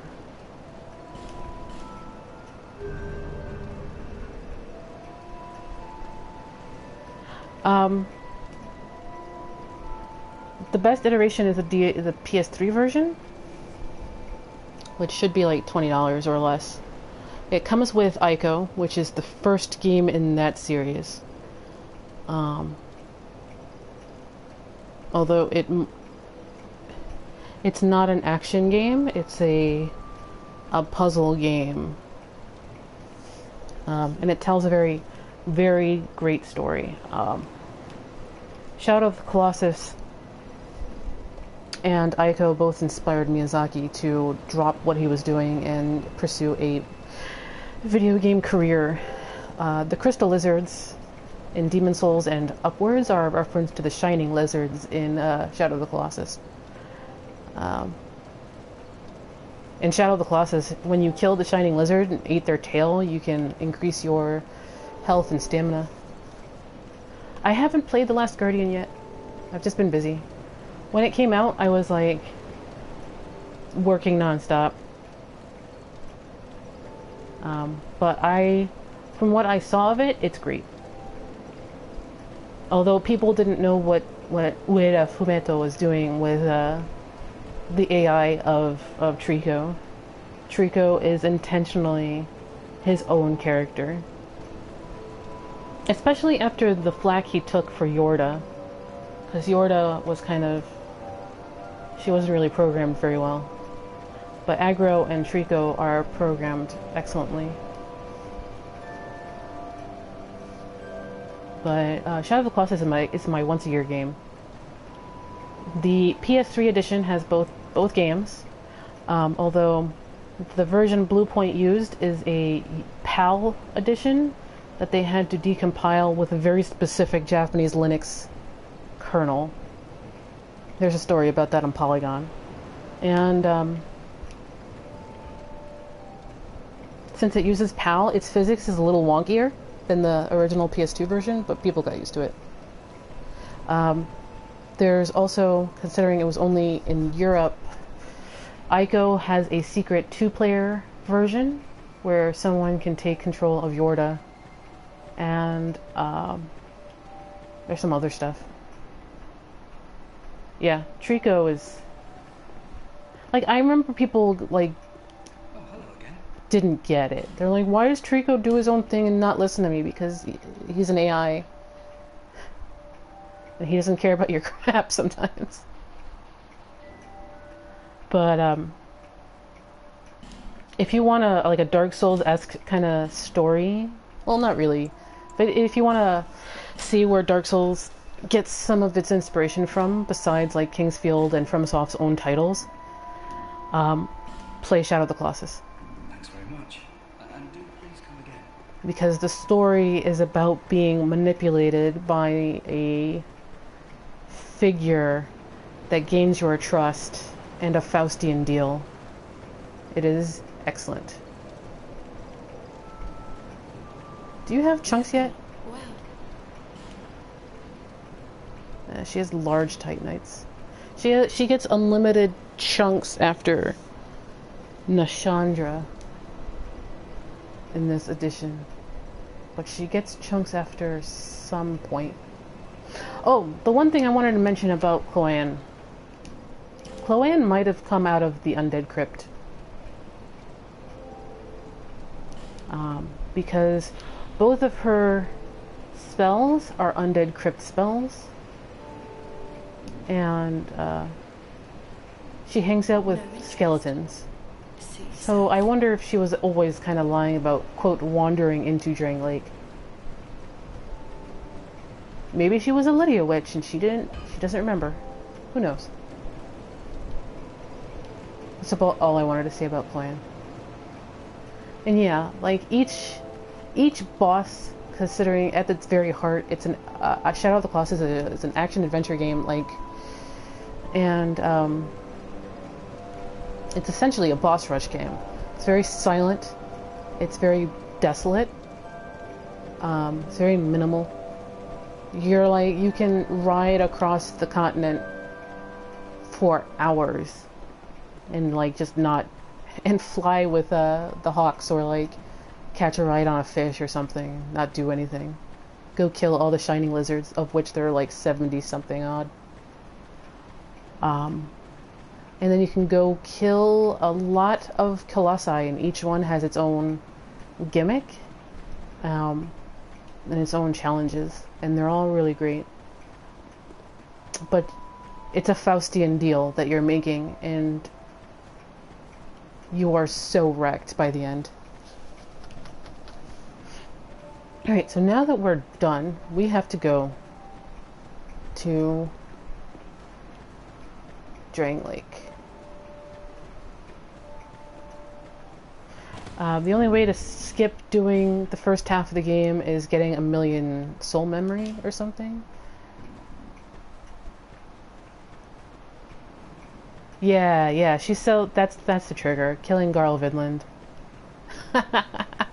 There are so many weird Demon Souls references in Dark Souls 2. It's so nuts.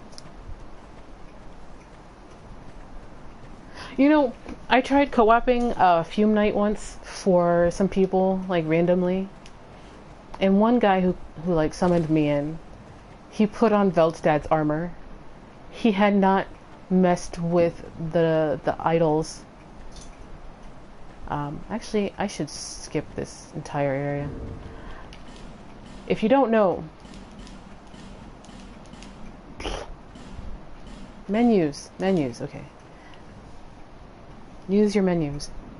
If you don't know, if you wear Veldstad's armor into the Fume Knight fight, he immediately goes into the phase 2. Immediately. And I'm like, why did you do that, sir? Are you trying to challenge run? I don't get it. Go put smelter wedges into the Nishandra, the idols. Is it like I don't know. Wait, where the hell was I going? Oh right, I was going right here. It's almost easier. That's like trying to pet a rabid animal with a leather glove or something.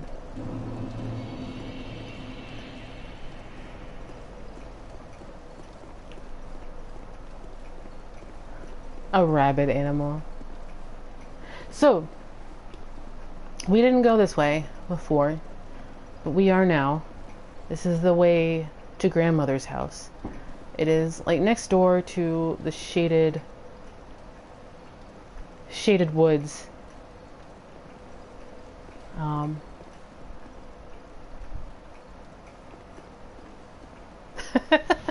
Yeah, but it's like 5 swords. It's like 5 swords at once. That one sword.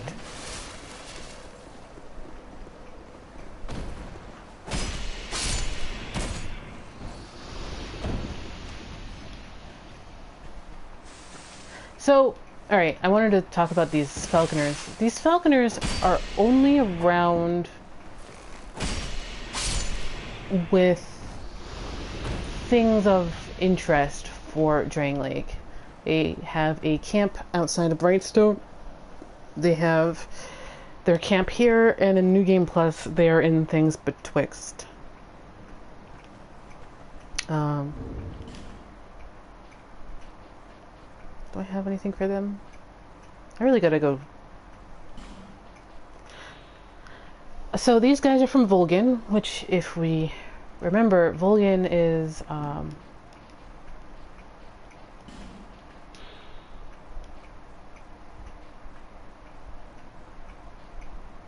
Vol'gin is a cleric area that was kind of Games of Thrones-y, or was I thinking of somewhere else? This is, like, the Falconers are not the only time we see Vol'gin stuff.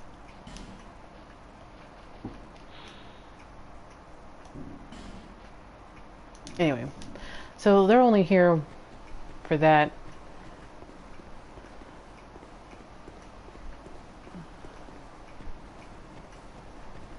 Is it as goofy as the Elan Knights run? Like, the Elan Knights run cycle is ridiculously goofy.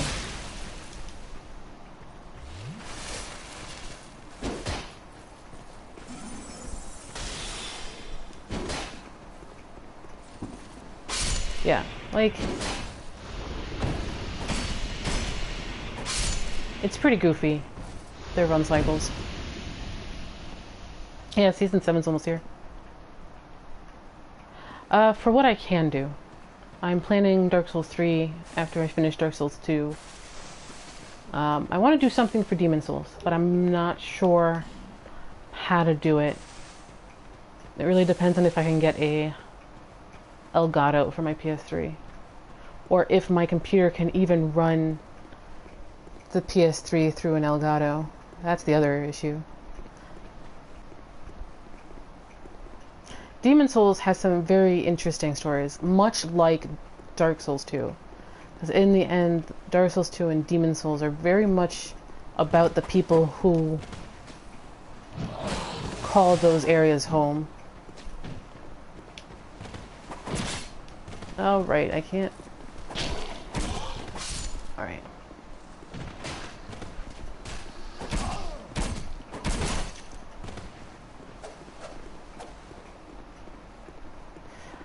I'm gonna do something for Demon Souls.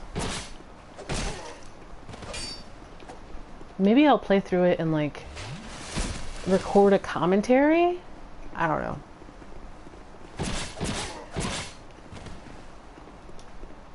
PS4. Yeah, these are obscuring ring ghosts. You can't lock onto them, which is super annoying.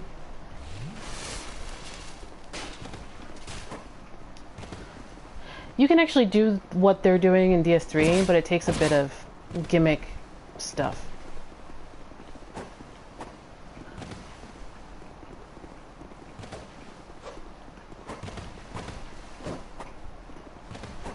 Yeah.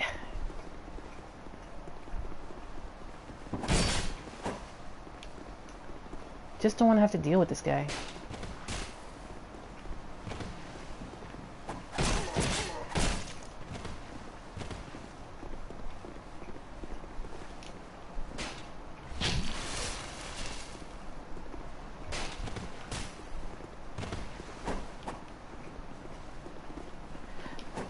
I can circumvent this if I went into one of the DLCs, because it reveals them, but I don't want to go into it yet, and I can't actually, because that key is in Drangleic Castle. The inability to lock on really sucks, because I'm bad at unlocked.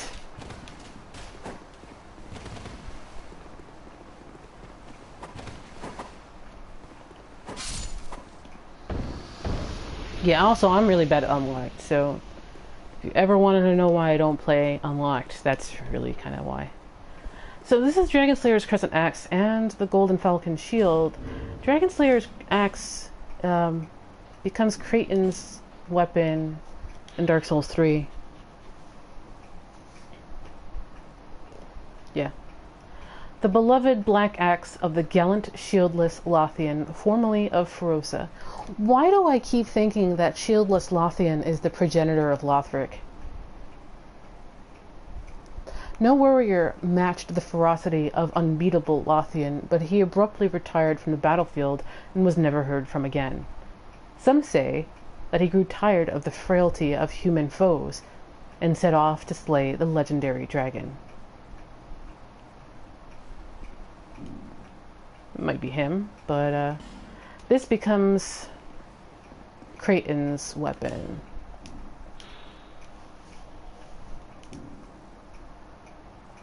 It's just word association. There's like no evidence for it. Lothric ended up raising them too.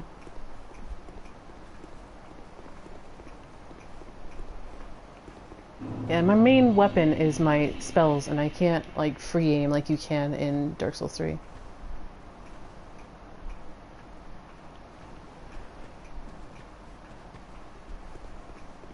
So this is the Shrine of Winter. Only by having the 4 big souls, or killing the 4 big end bosses, will allow you through. The only way around that is by having 1 million soul memory, which is actually very kind of difficult to do, and most people who do it will kill the Rotten 4 times, and they'll just ascetic it like 4 times, and they'll burn his soul. You don't have to have it on you, you just have to have the soul memory.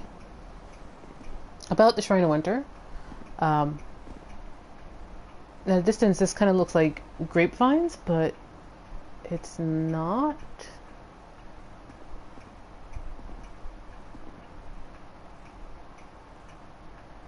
They're like horses.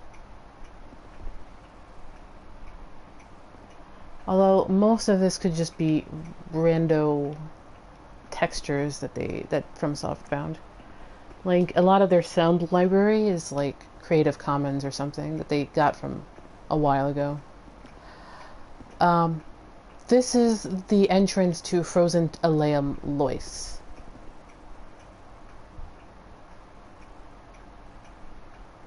Yeah, yeah. Rocks. Let me show you what those rocks are.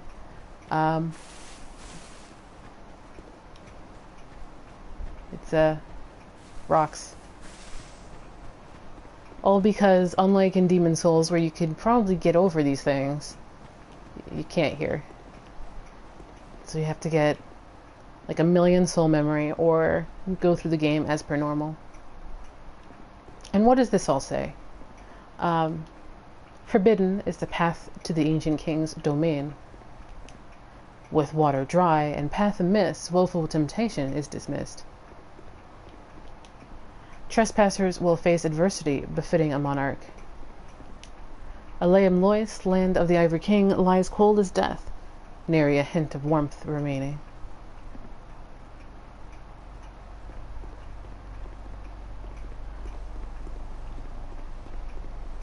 I like Aleum Lois. Aleum Lois is pretty neat.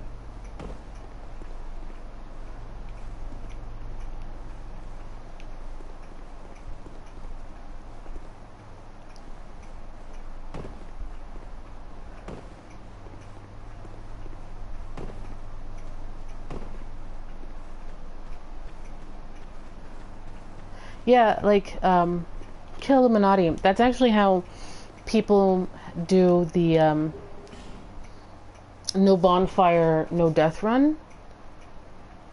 Is, they will go and kill the Rotten like 4 times because he's the easiest. And, then they'll just skip the first half of the game. And then it's just a matter of being good enough in Shrine of Amana. Yeah, you can't climb over that either. So because you can't climb over that or some rocks up front, yeah.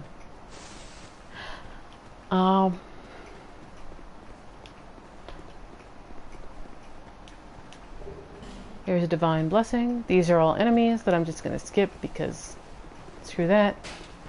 Oh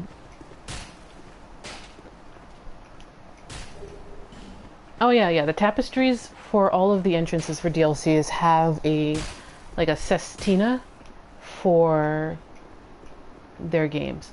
This is a load transition. This is just long enough for the game to load Drangleic.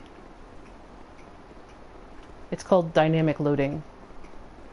If you saw that flame, it was just finishing.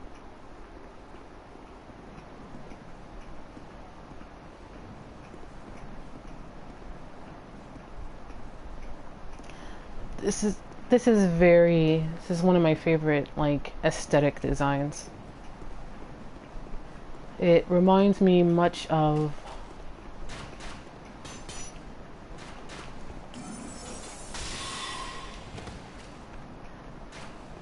like old movies.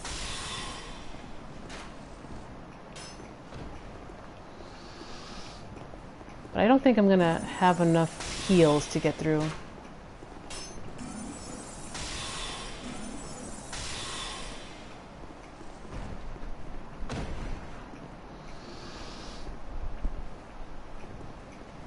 Yeah, the tunnel is just there to load, to have enough time to load this whole section.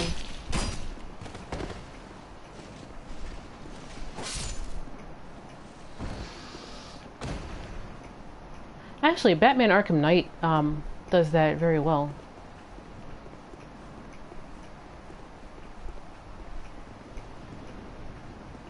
This reminds me of like an old like cockatoo movie. Like the Beauty and the Beast from like the 1930s. This whole castle just reminds me of all that.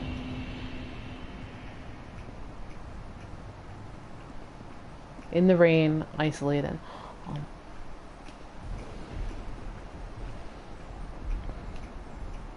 Although it's kind of floating if you look really close.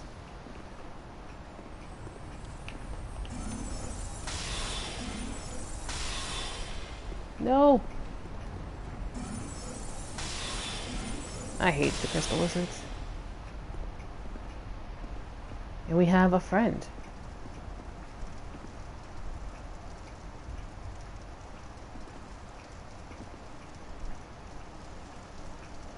This castle is isolated, but nonetheless you must forge on.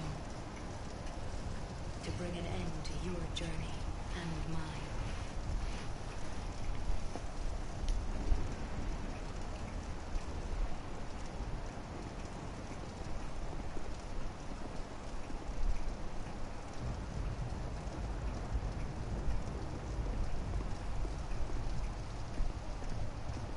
Don't think I have enough heals for this, but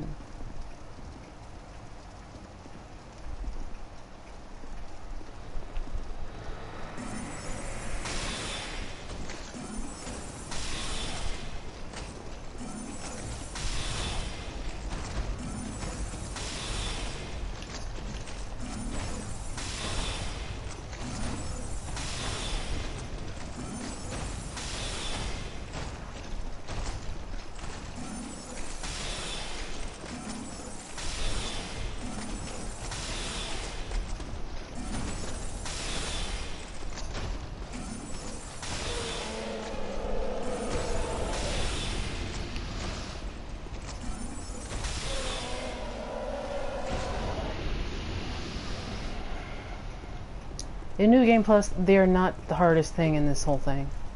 Those are the Mastodons. We've met one before. In New Game Plus, there is a Black Phantom who is the worst, who appears just after the Mastodon. Those gauntlets, right? Yeah. Gauntlets worn by the primal knights of Drangleic Castle.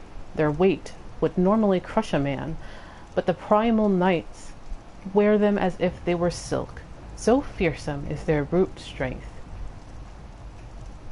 The king restored a forbidden, long-lost art to create these inhuman abominations. Hey guys, guess who else had a forbidden, long-lost art? It was Navlan, who found resurrection. And guess where Navlan is? He's in Aldia's keep. So, like, they used resurrection to bring back these knights from antiquity. Navlan's resurrection thing was so forbidden that they killed him and made his name anathema to even say.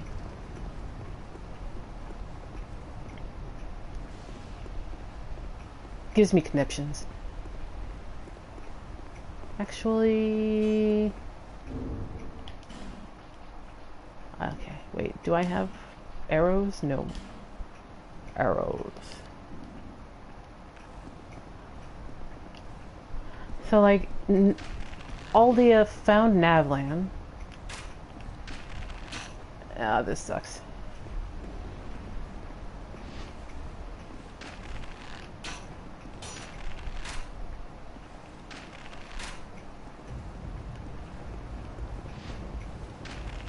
I must have hit him on the head that one time.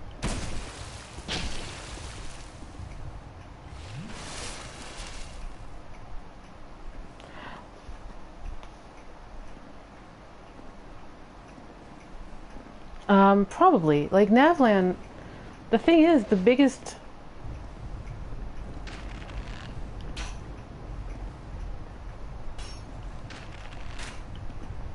forbidden art that, like, got Navlan killed was resurrection. Partially because it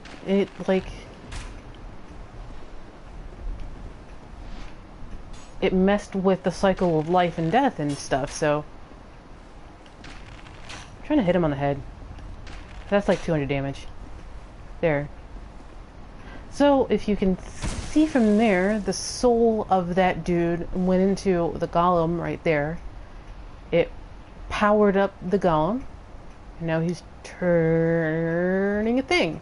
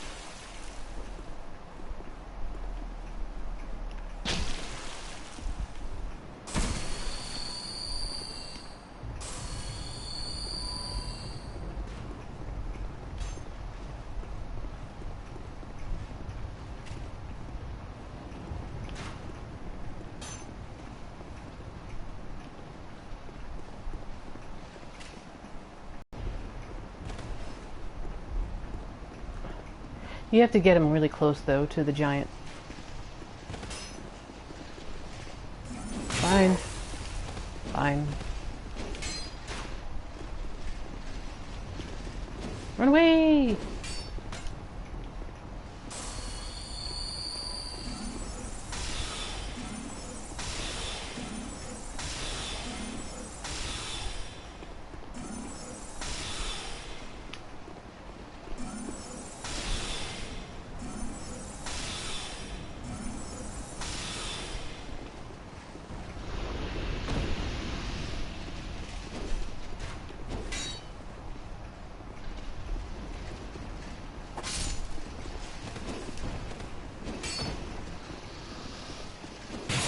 Come on. Now run away!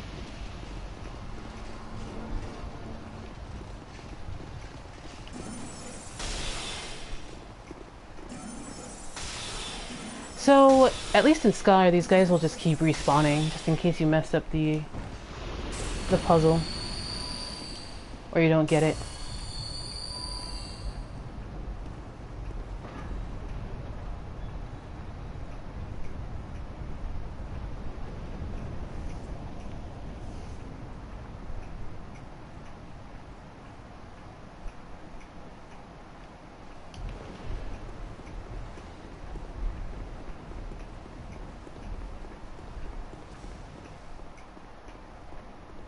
So let's meet yet another NPC. He's also a shop, after a fashion. Who are you? By whose permission do you stand before me? This castle is a domain of King Vendrick. Is your trespass intentional? His Highness, where has he gone? You are a guest of our castle. I am the Chancellor. Do you seek an audience with my lord, King Vendrick? Unfortunately, His Highness is absent. My lord, the King has...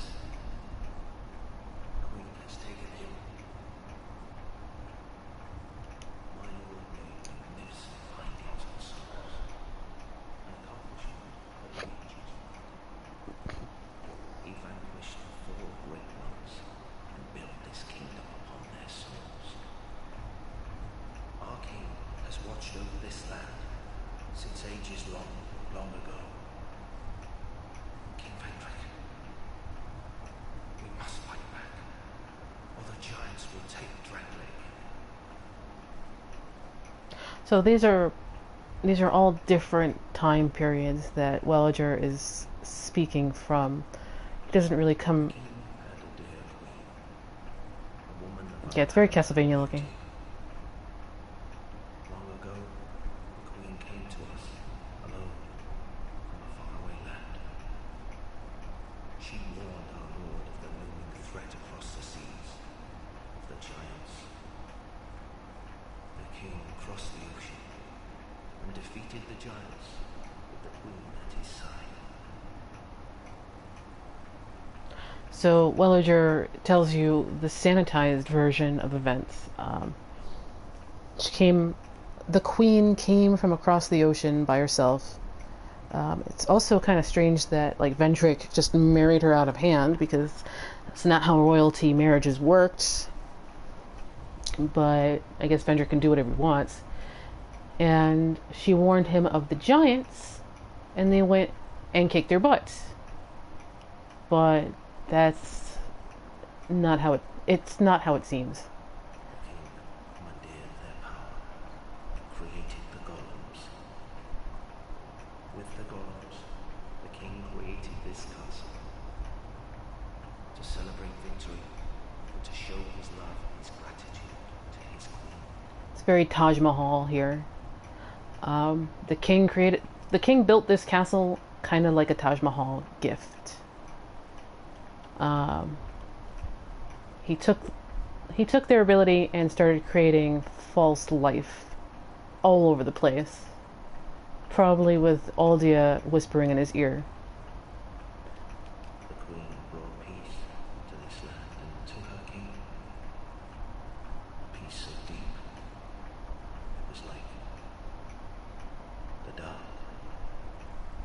There's your clue. Is this If you don't know anything about Dark Souls 2. where am I? What has happened to the castle? Who are you? He's kind of caught up. By whose permission do you stand before me? Welcome, visitor. Our guests are treated with honor. This is the way of our castle. So here's that thing about peace again. It's very easy to mistake peace for ennui or enforced ennui. It's very easy to mistake peace to mistake peace for people not willing to fight. It's a very similar effect to what Yorshka Spear does. I know I spoke about that a couple of streams ago. And it's nice to see people talking about Yorshka Spear again. Ennui. E-N-N-U-I. Ennui.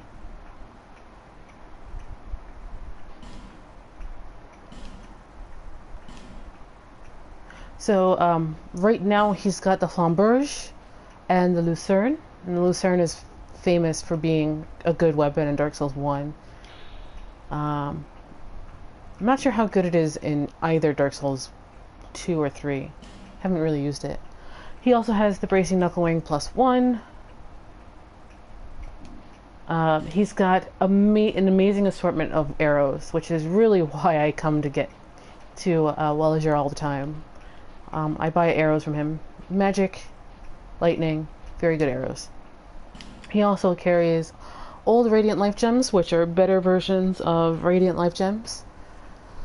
And he carries an unlimited assortment of repair powder, which is ridiculously important in this game, especially for late game bosses who will break your crap. He's also got 10 wilted dusk herbs, which are very nice, and Great Magic Barrier. In New Game Double Plus, he will carry all of the Covenant rewards, so if you can't PvP enough or do XYZ enough, he will probably have them. After a fashion, I think he also picks up some of the DLC weapons too, which he doesn't have yet because I haven't triggered yet. But we are gonna pick up a couple of those, I guess, and then dump the rest into arrows.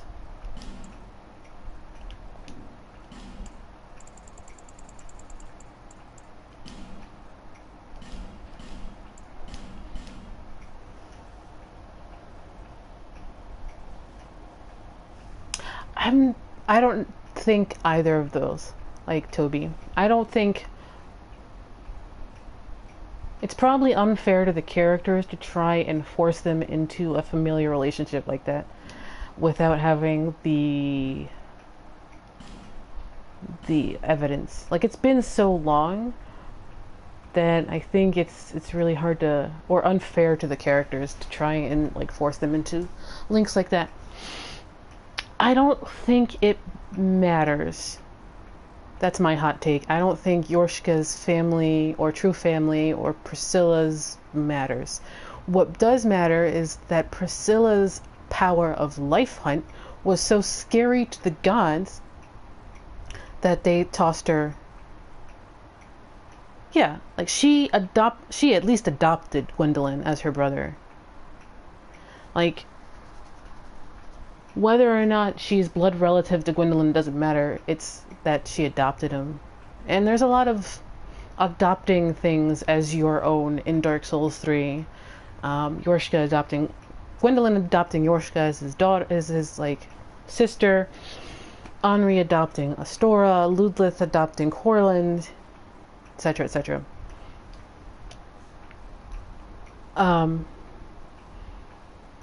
After a while, when you adopt something, it's yours anyway, so who cares?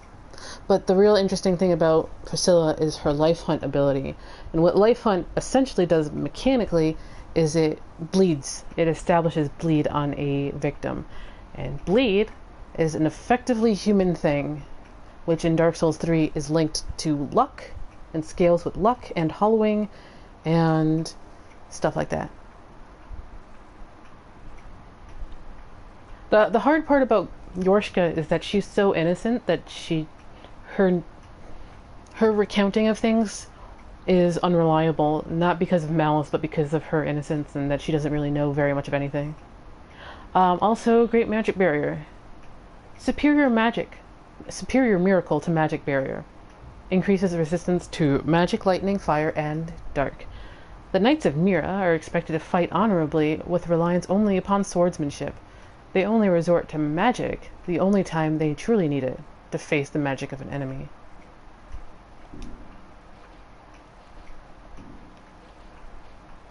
So, if I remember right, a Great Magic Barrier was Havilarok because he also didn't really like magic. And I guess that traveled... That's a silly message, because there's nothing in here. So this would have been the throne room. Velka is everyone, just like every video game is a Souls-like. Confirmed. Kappa. So this room is, once again, one of those nothing rooms. But it is a throne room.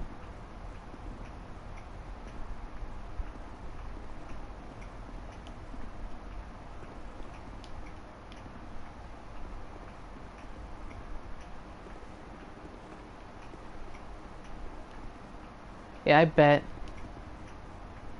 Because there are bloodstains here and they're all fighting. When did the pursuers pop in? What's their trigger?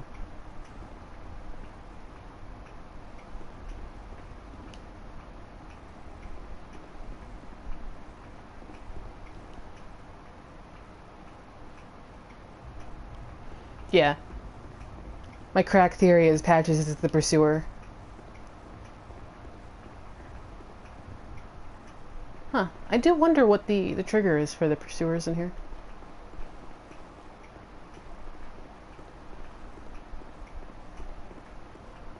Maybe it's finding all the pursuers before this point.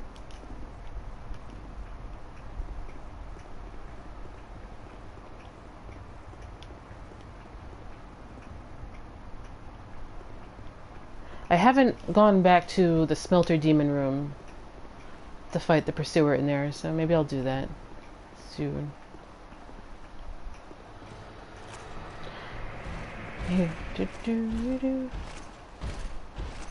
Oh, it's just an NG+? Okay.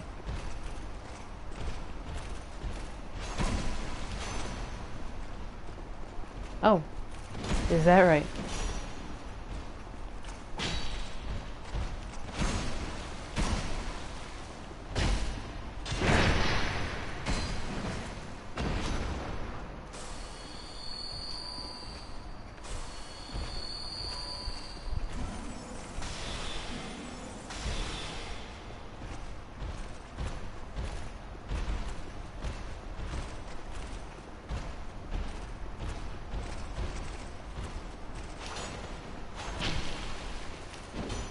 Hold on just a second, guys.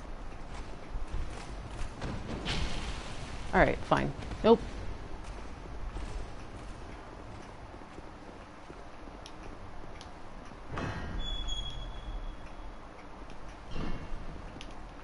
I will be back for that.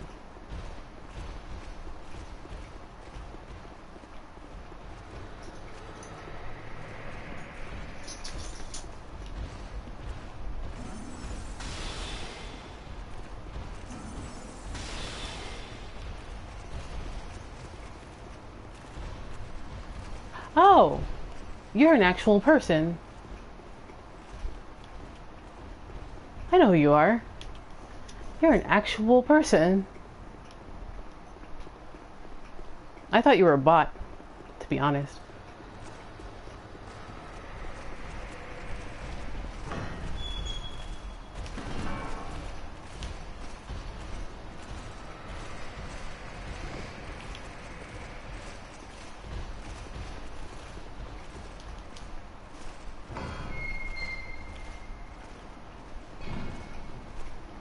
There's been some bots all over Twitch being annoying. Alright. Good, we have made it into the castle.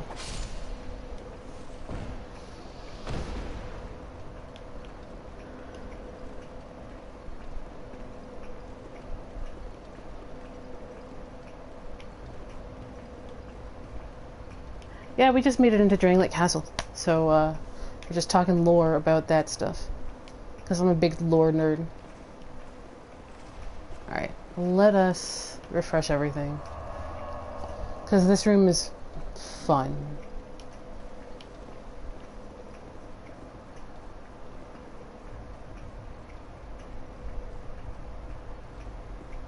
Oseros is more a parable of his own, like, hubris.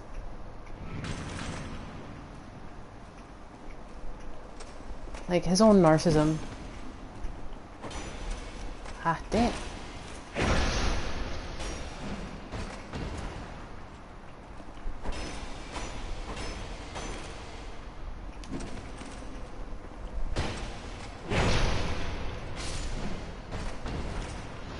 Oh, not close enough.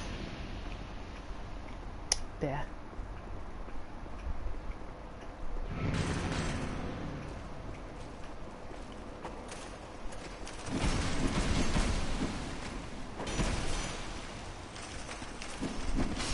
Yeah.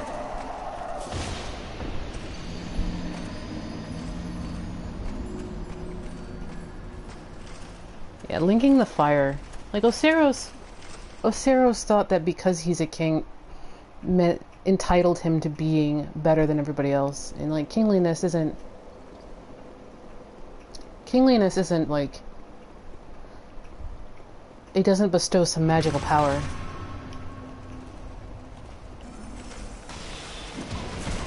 Eep. Ripperino incoming. Yeah. Break lock on. Let's go over here.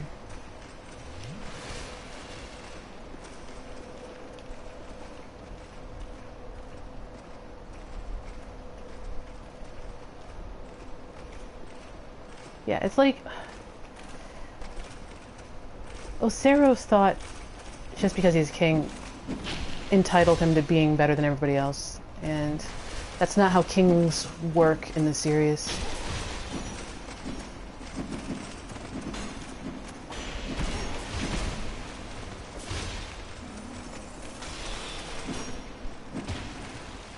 Fun fact about Oseros is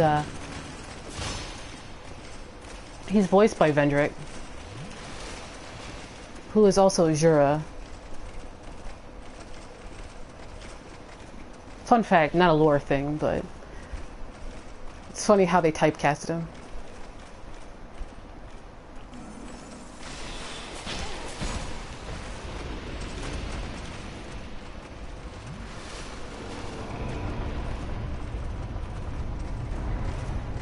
That's the critical path. I might just do that. There's a bunch of, like,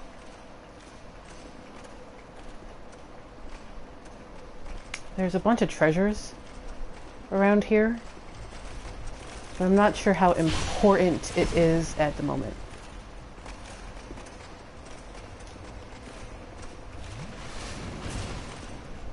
I saw you, Jude.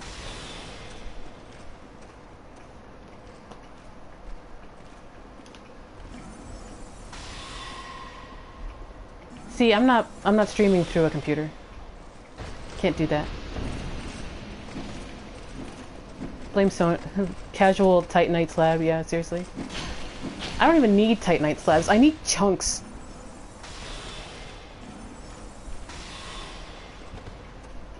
PC I do not have. I still have a potato PC. I doubt its ability to stream anything.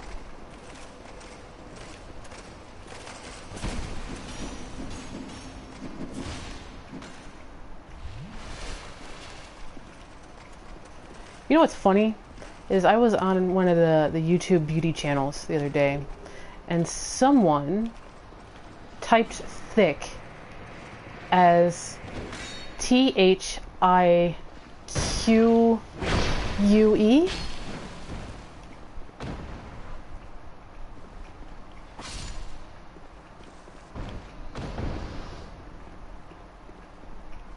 And I'm like, what?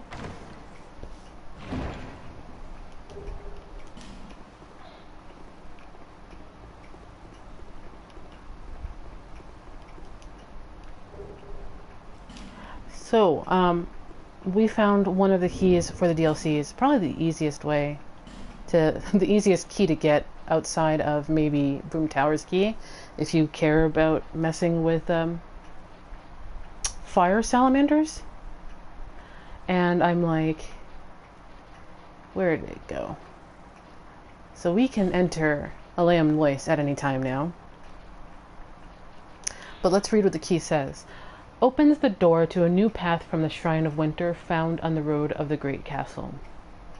A stone ornament shaped like a flower, cold enough to dampen the greatest heat.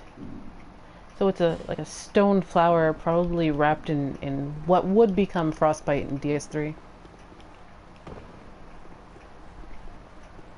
Yeah, man of culture, I see. Yeah, that's what I thought.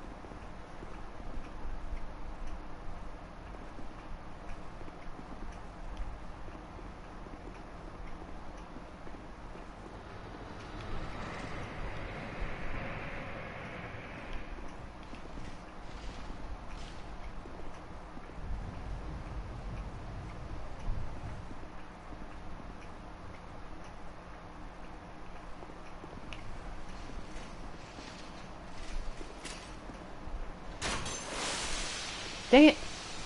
Jerks. Stop trying to break my crap.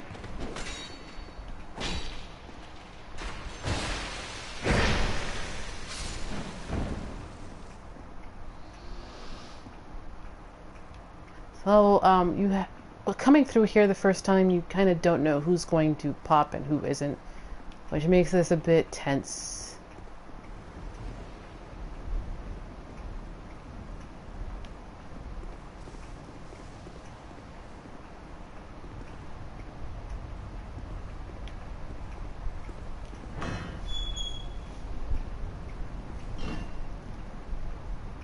So all of these are masks.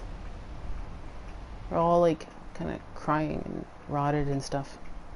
I wonder if they're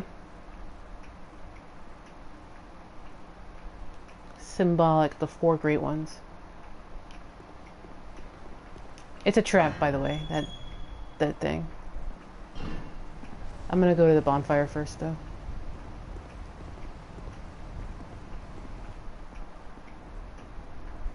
So all 3 of those guys will pop.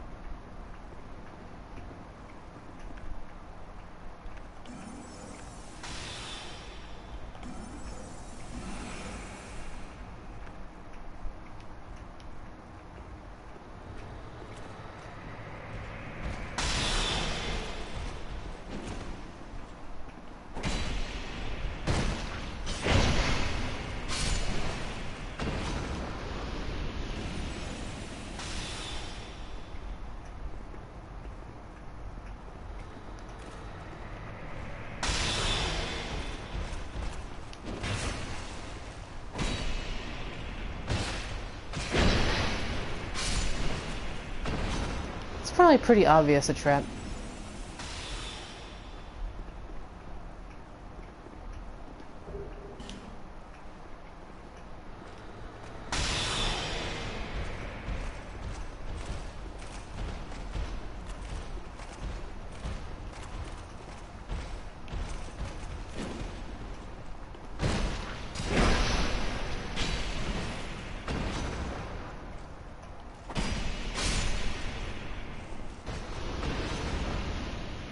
That's the painting, I think, if anybody's gotten that far or finished Aegon's video that he put out today. That's the painting. You get really close, it'll curse you. It's kind of mean. But Petrified Dragon Bone is good for your boss weapons. Torches are always welcome.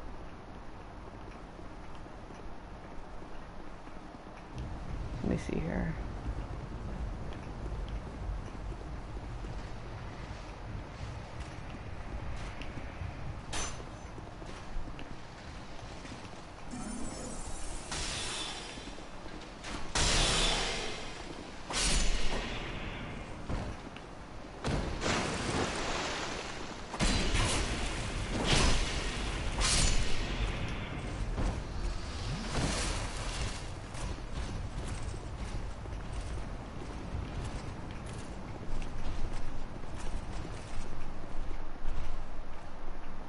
Meh.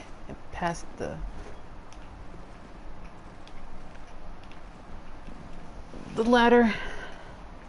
Yeah, it's in the manor in Ironclad.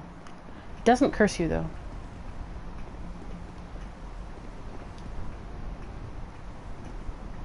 Wait, where is the ladder?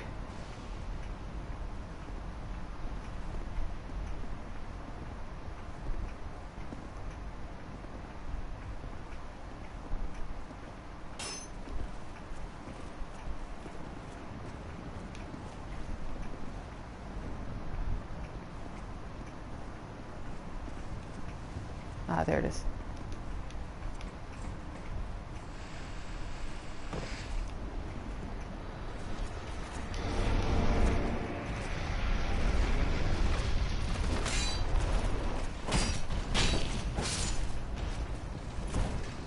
Bonfire.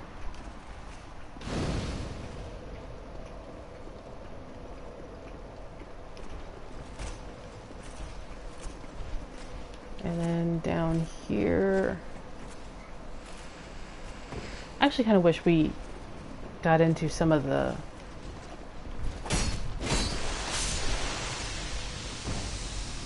places in the castle instead of just the outside.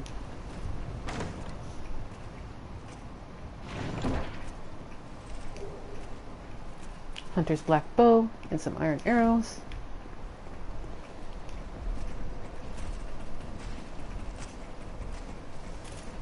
And then around here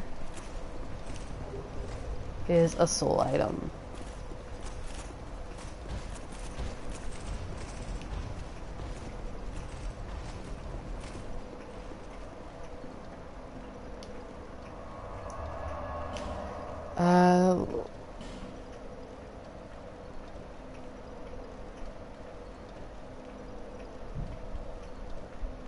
I'm wondering whether I should attempt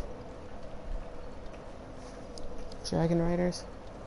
It shouldn't be that hard. Let me see here. I'm gonna give one attempt at Dragonriders before I call it a night and ask what people think, what their observations are. The Cyan Knights are like intimated to be real people. Hunter M, but like, Well, I've only one thing to provide, and we both know what that is. they probably got petrified because of the peace enforced by the Queen. Because of reasons. No interest.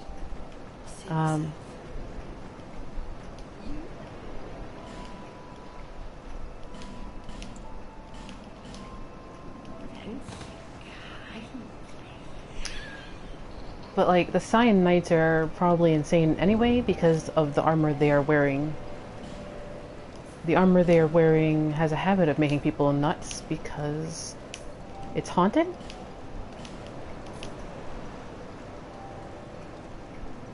Yeah, and the Mastodons are resurrected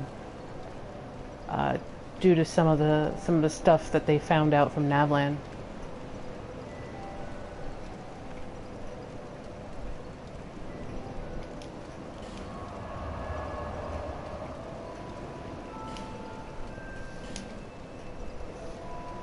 And so, like, the Mastodons were probably, since they're called primal, then it was like from the beginning of time, like primordial, but so it's very possible that they were fighting the war against the Dragos too, and are also not represented in the opening cinematic for Dark 1. So let's meet Nashandra. You have fought admirably on your journey, cursed undead. She looks very similar to Dusk, by the way. Queen of Drangleic. She speaks very similarly to Dusk. A true monarch carries the weight of their souls. I'm not saying, I'm just saying. The last king of this land, King Vendrick, as he was called. He found the strength to rule his people, and when the undead were born, cursed, he found more strength to face them. But in the end, he never took the true throne.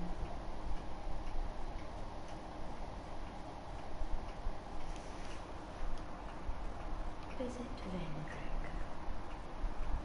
Like Voltron Hunter? We have no need for two rulers.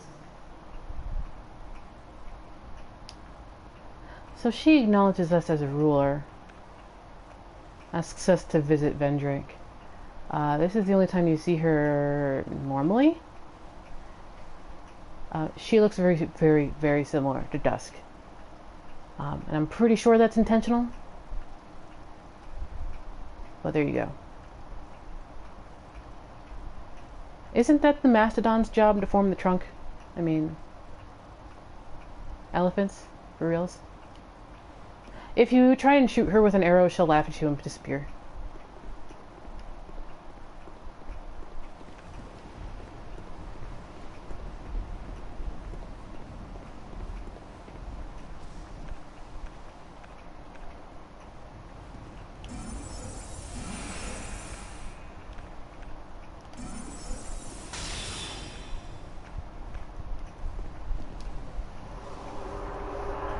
Let's give this a shot.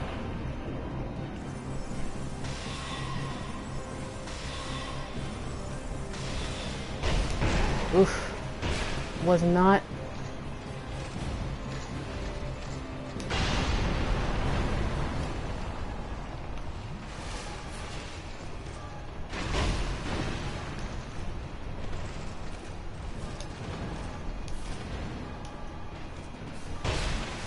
Ah, come on.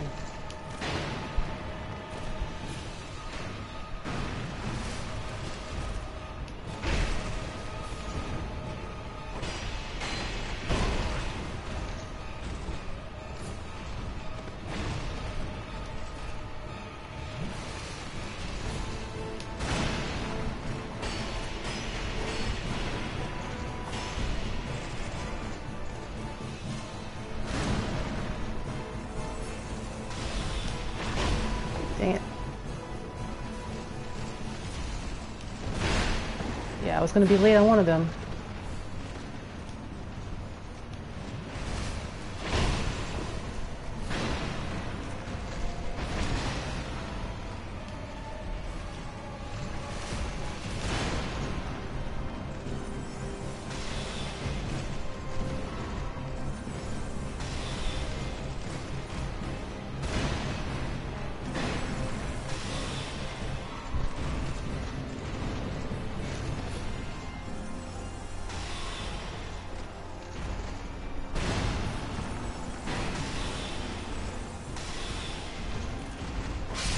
That's one.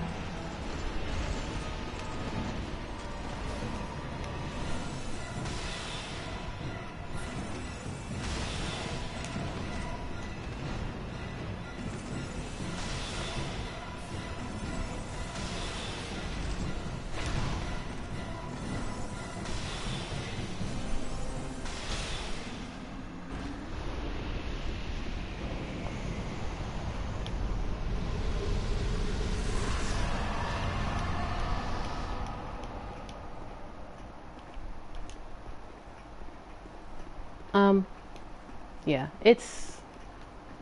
Dragonriders are normal enemies. It's just they wanted to have, like, a boss in here for some reason. I mean, the reward is, what, 25,000? It's not that much. It's just... the end of a zone, really. I guess they wanted to have lots of sub-zones with a boss to like cordon off co-op and like PvP zones. So a lot of bosses are like just enemies. I wonder if the number of bosses is actually like a technical issue.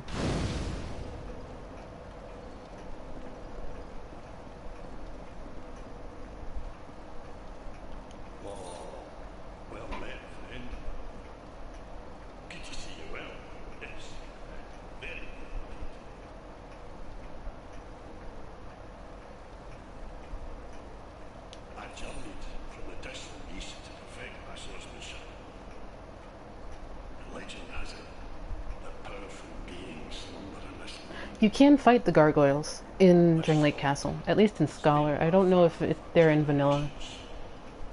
But in Scholar, you can go harass those gargoyles.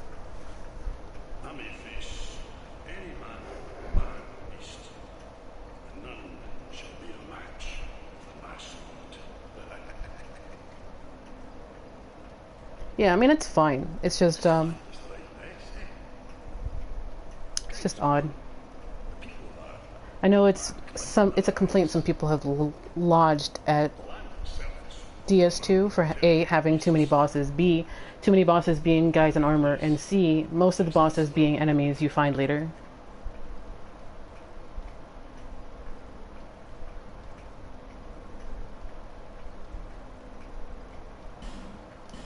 I still have not fought those gargoyles because it's skipped on the PS4 version.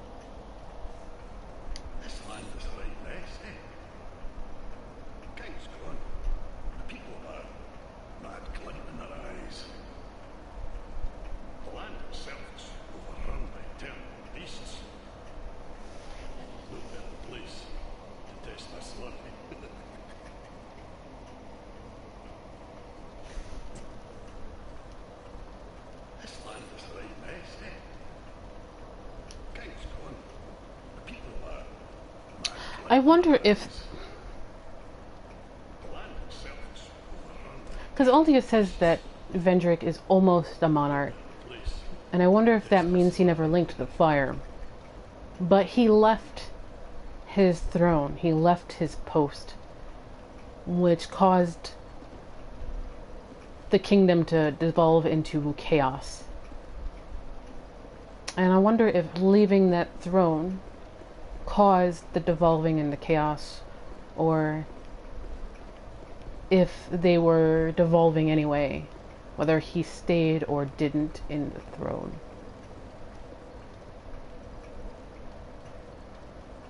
I like guys in armor because they're straight up fights, and I like straight up fights because I'm usually in melee.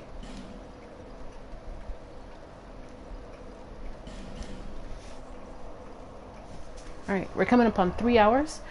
So, does anyone have any, like, observations or something they wanted to, like, talk about before we called it an end of a stream? While I level up a little bit?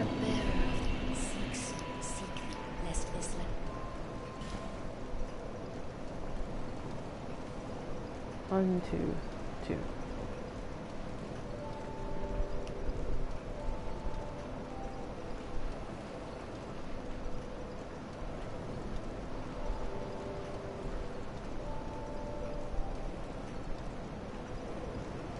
Havel is rocks.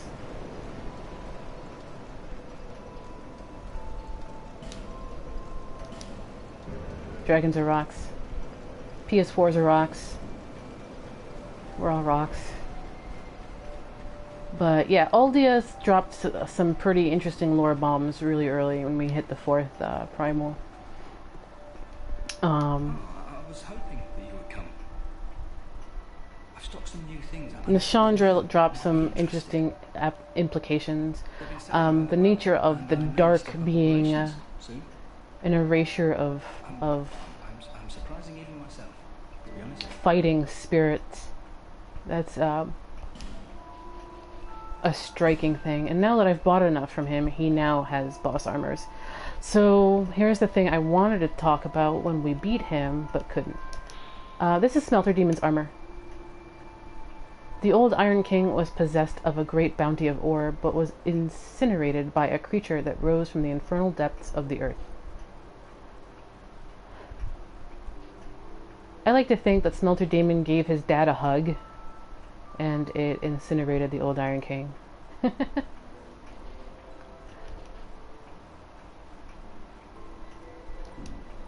Interestingly enough, it has the same face hole that all the giants do. Especially the giants that Vendrick created, the golem giants.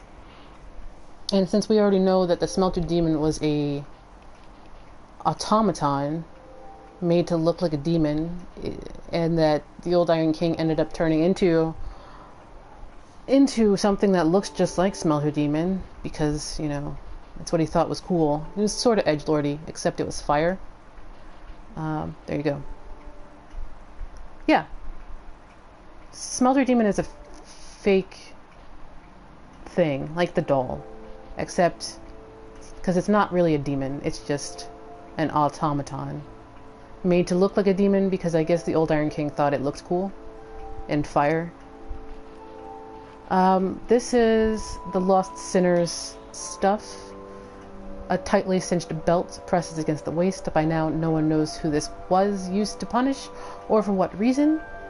The device used to restrict use of hands. By now, no one knows who this was. The skirt, a tattered skirt that the guilty wear in shame. And the mask, the spikes pointing inward, suggest that this was not only used to bind prisoners, but to torture them as well. Sort of like a portable Iron Maiden, I guess.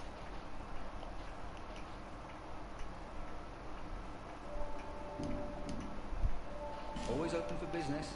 So yeah, there's lots and lots of fake life being made here and there. Old Iron King, he used his soul to create fake life, both with the Ironclads. And those Ironclads are fake life. They're empty suits of armor. And his like crowning possession is the Smelter Demon, which he created. And then it hugged him, and it killed him, I guess.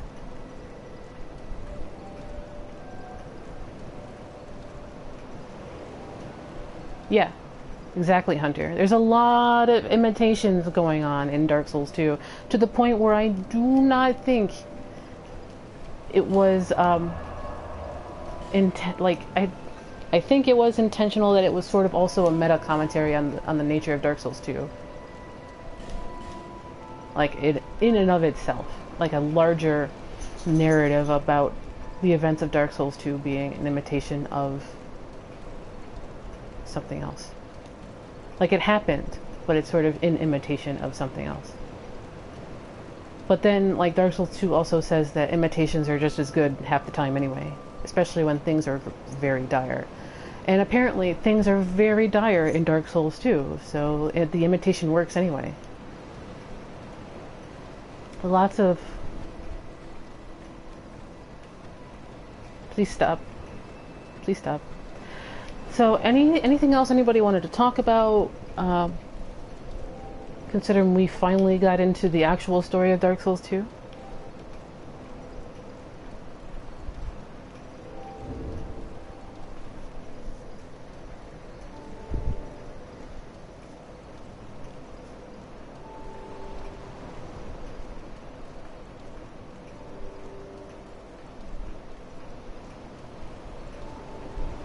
Alright guys, I'll see you guys later. Praise the sun.